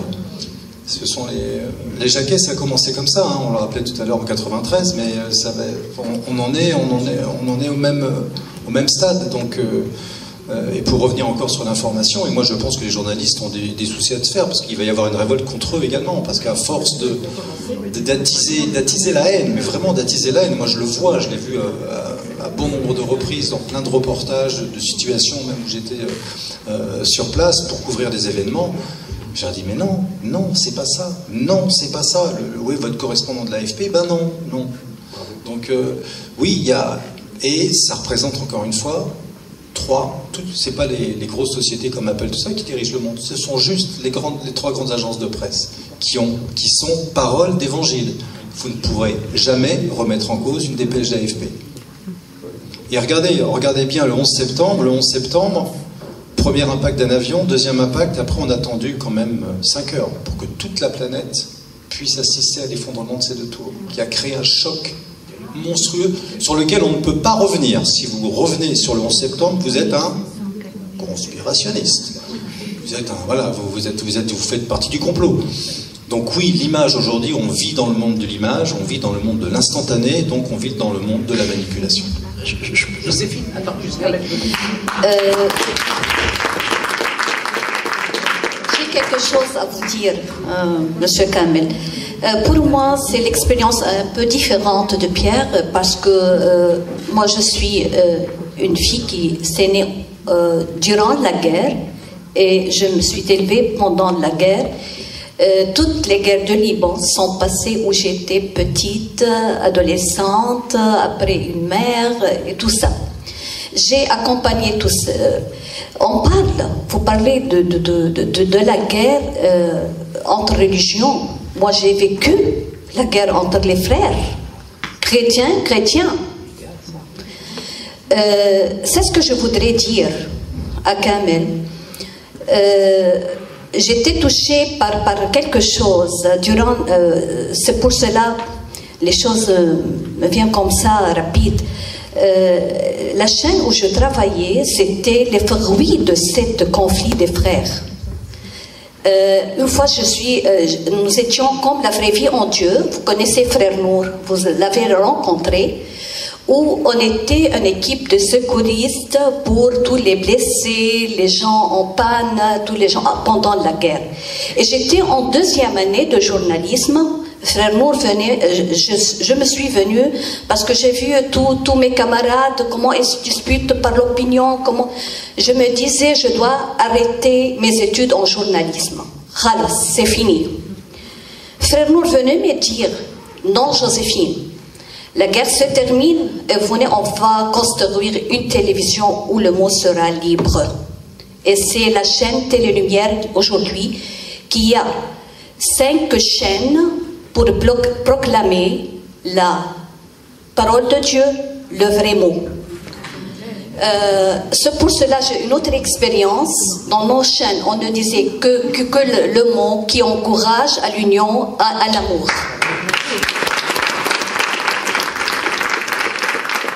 Parmi les reportages que j'ai vécus récemment, un reportage concernant les Irakiens, réfugiés irakiens à Beyrouth. Au banlieue de Beyrouth, on a rencontré une femme chrétienne de 60 ans aveugle qui vivait avec une famille musulmane ensemble à Beyrouth. On a demandé, mais pourquoi vous êtes des musulmanes et les chrétiens, vous vivez comme réfugiés dans la même maison ensemble? La réponse c'était, cette pauvre, elle était délaissée, toute seule, lorsqu'ils ont pris la fuite du Mossoul, de l'Irak et de Ninawa. Elle se trouvait toute seule. Mais cette famille disait, comment on va faire avec cette dame? Ils vont le tuer. Ils ont pris cette femme, et cette femme, pour le moment, elle ne connaît pas où ces frères-là. C'est un grand, comment on dit, exemple pour l'amour. Il faut être humain parce que Dieu nous dit humain. Un dernier mot. Nous voulons, d'après les religions, d'être proches de Dieu, aimer Dieu. Mais Dieu nous voulait être proches les uns des autres, aimer les uns des autres. Et il suffit ce lettre M de l'alphabet pour qu'on se termine tout. Si on passe le temps à aimer, on n'a pas plus le temps de faire le mal. Merci. Kamel, réaction de Kamel Béchir. Après, on passera à la 3e partie de notre conférence. Ce que je vais dire. Alors, est-ce que je peux dire 2 petites choses, Saïd, mais vraiment hyper rapidement? 2, mais pas 2 et demi. 2. Voilà, 2. La première chose, c'est que je voudrais t'interpeller, toi, en tant qu'évangélique, puisque tu nous as interpellé, nous, en tant que musulmans, face à la relecture des textes du Coran et la violence qu'ils pouvaient générer. Je voulais savoir si tu étais conscient, mon cher Saïd, mon cher ami, mon cher frère, et tu sais combien je te considère, et combien l'amitié demande de se parler franchement. Est-ce que tu es conscient? Est-ce que tu es conscient? C'est fini, stop, ton temps est fini. Merci. Alors, les questions dans la salle? On peut faire passer le micro. Oui, continue, Cap. Merci, Saïd. Non, est-ce que tu es conscient? Et je sais que tu es conscient, mais je voudrais juste que tu fasses un parallèle avec ce que nous vivons en tant que musulmans, face aux métastases, au cancer du radicalisme, du djihadisme, etc. Est-ce que tu es conscient du ravage qu'a produit les États-Unis dans les pays musulmans? Et est-ce que tu es conscient de l'impact des mouvements évangéliques sur le parti républicain qui provoque ces ravages dans le monde arabo-musulman? Tu en es conscient? Bien sûr, tu sais parfaitement que les faucons, que les va-t-en-guerre, que une part du sionisme, parce qu'il se revendique en tant que tel évangélique, provoque aujourd'hui, et c'est pas 7 gamins de banlieue qui font péter le Bataclan ou le Stade de France, c'est des M16, c'est des missiles qui défoncent des villages entiers. Tout ça en amont, il y a bien une politisation de la lecture de la Bible qui finalement a un impact de grande, je dirais,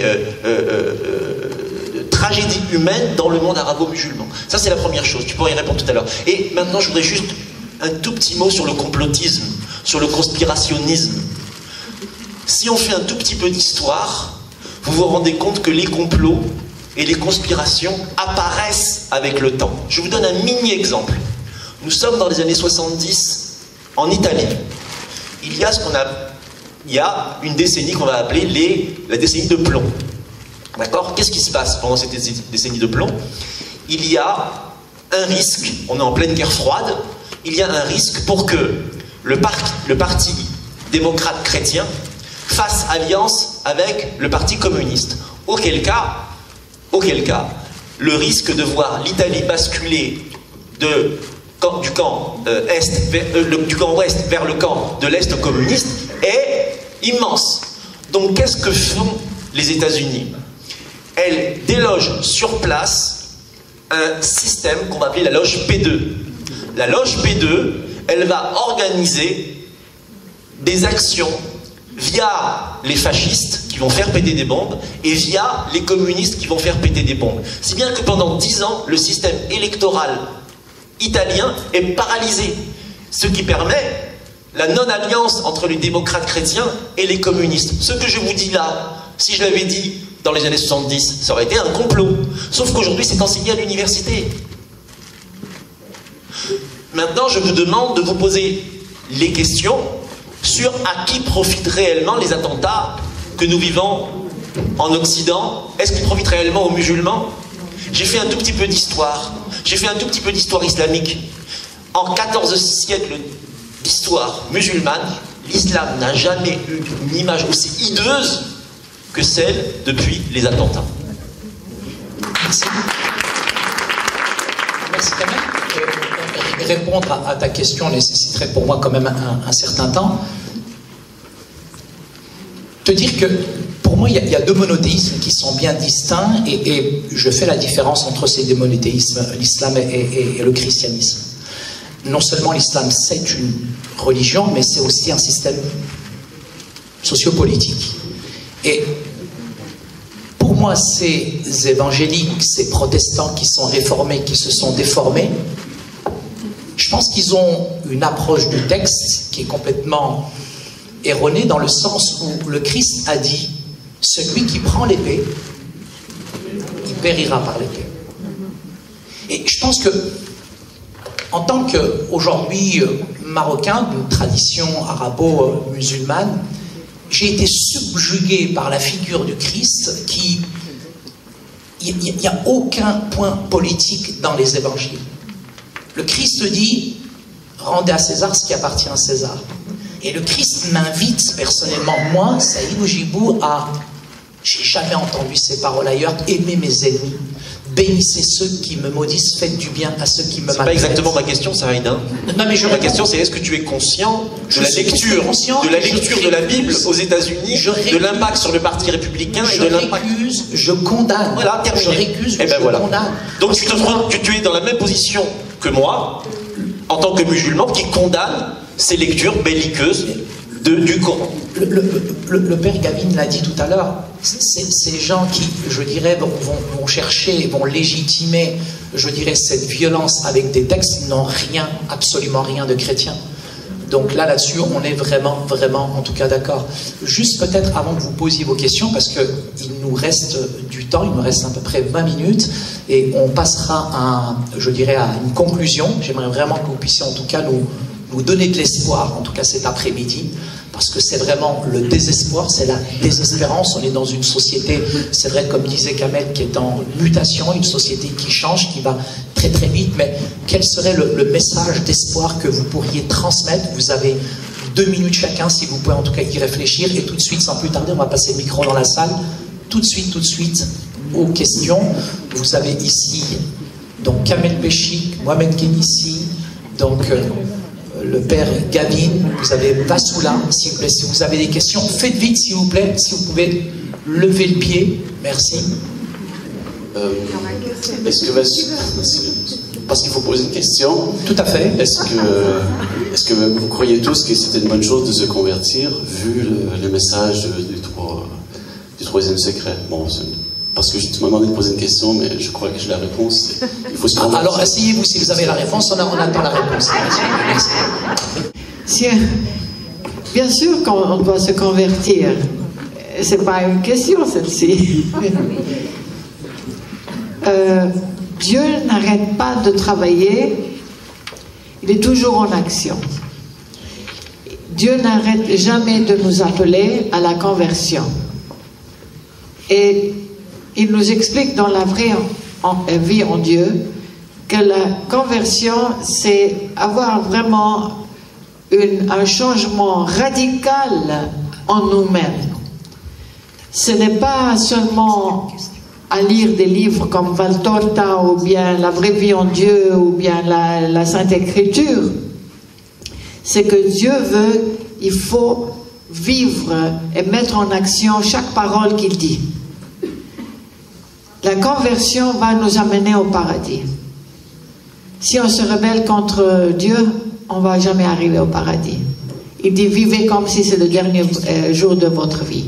Et il donne toujours des possibilités à travers un tas de choses, c'est-à-dire des réunions pareilles qui peuvent vous toucher. Il y a des livres saints à lire. C'est important, bien sûr, de se convertir. Et convertir, c'est vraiment chercher Dieu toujours, avoir soif de Dieu et tourner notre vie comme une prière incessante.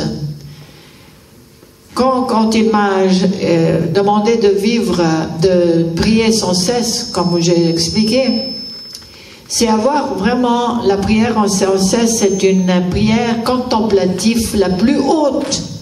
Parce que Dieu n'a pas besoin de paroles de nous. Seulement, il regarde notre cœur. Et notre cœur parle à Dieu. Et avoir soif de Dieu, languir après lui, tout le temps, et le désirer continuellement, c'est la prière sans cesse. Ce n'est pas des formules de prière seulement.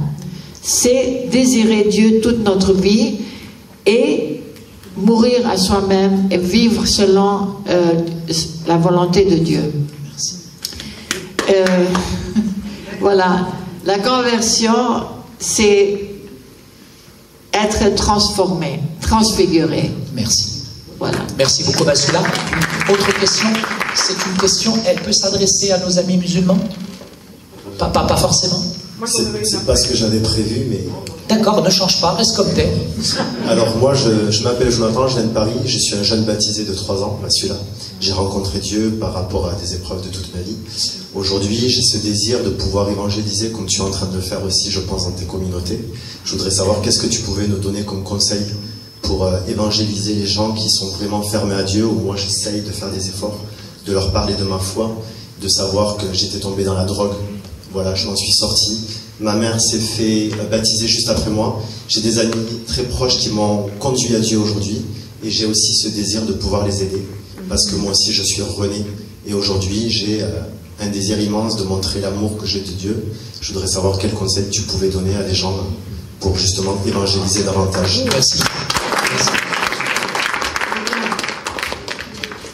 Selon la façon que vous vivez, c'est votre témoignage. Si vous vivez selon l'enseignement de Dieu, de Jésus, c'est votre témoignage. Et vous pouvez, il faut jamais une chose, il faut jamais s'imposer, jamais insister, mais jamais imposer ce que tu crois. Il faut témoigner, mais être zélé, mais pas fanatique. C'est différent. Voilà. Moi, je suis un très mauvais musulman, donc je vais vous encourager dans l'idée de l'évangélisation. Et je vais vous donner juste un tout petit conseil. Moi aussi. Quand on est converti, on est très zélé. Mais quand on est très zélé, on peut devenir très vite ennuyeux pour son entourage proche.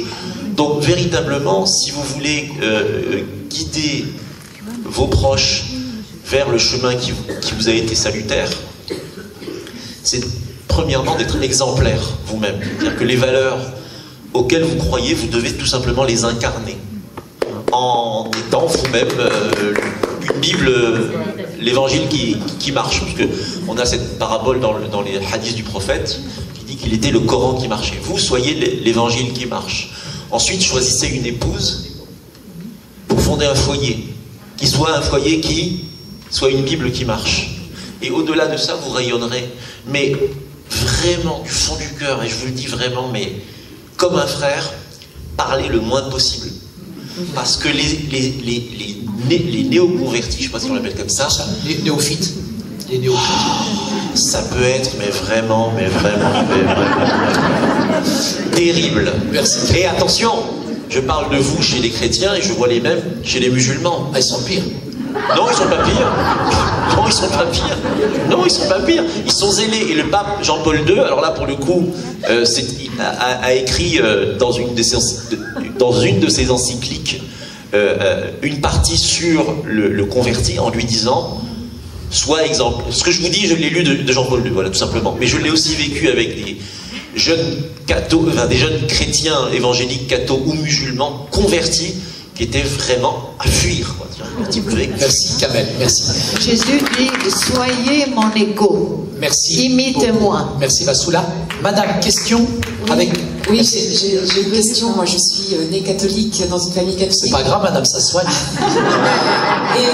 Et quand j'ai lu les messages de la vraie vie en Dieu, le Christ est venu dans mon cœur. Et pour créer des passerelles avec mes voisins, qui ne sont pas comme moi, qu'ils soient musulmans, catholiques, bouddhistes ou autres, qu'ils soient pauvres, riches, moches, laids, ce qui m'a aidé dans les messages de la vraie vie en Dieu et dans cette connaissance du Christ, c'est de dire que Christ était dans celui que je voyais.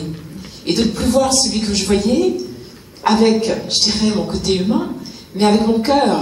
Et là, s'il y a un amour fou qui arrive, est-ce que dans la religion, chez les musulmans, dans votre religion, est-ce qu'il y a quelque part aussi cet enseignement de dire, vois dans l'autre ton frère, quelle que soit sa religion? Je pense pas, mais on va laisser la place à nos mécaniciens. Non, ça n'existe pas. Je confirme ça. Enfin, de même, sans s'appuyer sur le texte, mais on a ce devoir, en fait, de chercher Dieu dans l'autre, en fait. C'est à travers l'autre que je me rapproche de Dieu. C'est à travers de l'autre que je connais mieux Dieu. J'ai bien aimé, en fait, tout à l'heure, où Vassila a appuyé, en fait, l'accent sur la connaissance. Ne pas s'arrêter, en fait, sur le premier degré de l'amour, mais l'appuyer aussi avec la connaissance. Je suis un très grand bavard. Saïd, est-ce que tu me redonnes encore un tout petit peu la parole pour pouvoir compléter? Si tu me refuses, je n'en prendrai pas ombrage. Je vais être qualifié d'islamophobe, donc je te laisse la parole. Votre parole, c'est une parole de mystique. C'est une parole de personnes éveillées. Donc, que l'on soit, quelle que soit la religion, des personnes éveillées, l'émir Abdelkader était un éveillé. Abdelkader el-Jilani, les maîtres soufis sont des maîtres éveillés. Je veux dire par là que votre démarche est une démarche mystique, dans le sens où l'ensemble des mystiques vont avoir la même démarche que vous, quelle que soit leur particularité religieuse. Maintenant, il y a autre chose. En sociologie, il y a un concept qu'on appelle l'identité dialogique. C'est un concept extrêmement important parce qu'aujourd'hui, il structure quasiment le monde. Qu'est-ce qu'il veut dire, ce concept? Si je mets, je le répète tout le temps dans mes conférences, si je mets une personne de 20 mètres de haut sur la Terre, qui mesure 20 mètres de haut, et qu'elle est seule, est-ce que je peux dire si elle est grande ou elle est petite? Non, on ne peut pas. Parce qu'il faut un autre qui mesure entre 1m60 et 1m80 pour dire que cette personne est anormalement grande. Donc ça veut dire quoi? Ça veut dire que notre définition, notre identité se définit en miroir avec l'autre. C'est parce que vous êtes une femme que je suis un homme. Si vous étiez la seule femme sur Terre, on ne saurait pas qu'est-ce que c'est qu'un homme. D'accord? Maintenant, adapté aux religieux, et malheureusement, et je dis bien malheureusement, ça va tout à fait à l'encontre des magnifiques paroles que vous aviez, c'est qu'on a tendance à se définir en tant que religion face à la religion de l'autre. C'est-à-dire parce que, et aujourd'hui l'islam est très pratique pour beaucoup de chrétiens, qui ne vivent que de haine, qui ne parlent que d'amour, mais qui ne l'ont que sur la langue, dire que l'islam c'est une religion de haine, alors que le christianisme c'est une religion d'amour. Mais ce sont les premiers à avoir de la haine dans le cœur, et je le sais parce que j'ai vécu avec eux, enfin une partie d'entre eux. Je l'ai vu, j'ai vu des gens comme vous, et j'ai vu des gens comme eux. En islam, j'ai vu des gens comme vous, et j'ai vu des gens comme eux. Donc, on n'est pas c'est encore une fois, c'est pas la problématique du texte, parce que le texte, on peut en faire tout et n'importe quoi. C'est quelle résonance le cœur va avoir si on est dans une logique identitaire, ou si on est dans une logique spirituelle. Vous voyez, je fais le signe de croix. Merci, merci. Un grand merci. Je tiens vraiment chaleureusement à remercier vraiment le public pour toutes ces magnifiques questions. Il nous reste 5 minutes. Vous avez 1 minute chacun pour conclure. Donnez, vous, les masses médias, nous croyons en vous. Donnez un message d'espoir un petit peu à cette France et à toutes ces caméras qui vous regardent. 1 minute chacun, s'il vous plaît. Oui, madame. D'avance, je vous remercie pour cette chaleureuse rencontre. Merci bien. Gardez moi et notre chien dans vos prières. C'est ce que je voudrais répéter une chose. Je ne sais pas si c'était mal compris. Nous voulons, d'après les religions, d'être proches et aimer Dieu. Mais Dieu, qu'est-ce qu'il veut de nous? Être proches les uns des autres et aimer les uns les autres. Bravo. Merci, madame. Merci, Pierre. Je ne sais pas trop quoi dire. Juste que je vais essayer de continuer ce que je fais, ce que j'essaye de faire depuis 30 ans, c'est-à-dire une information positive qui essaye de construire plutôt que de détruire et de diviser, mais en étant toujours... voilà, moi je me sens être un chercheur de vérité, parce que je pense que la vérité, elle s'impose à tout le monde, qu'on soit juif, chrétien, musulman, non-croyant.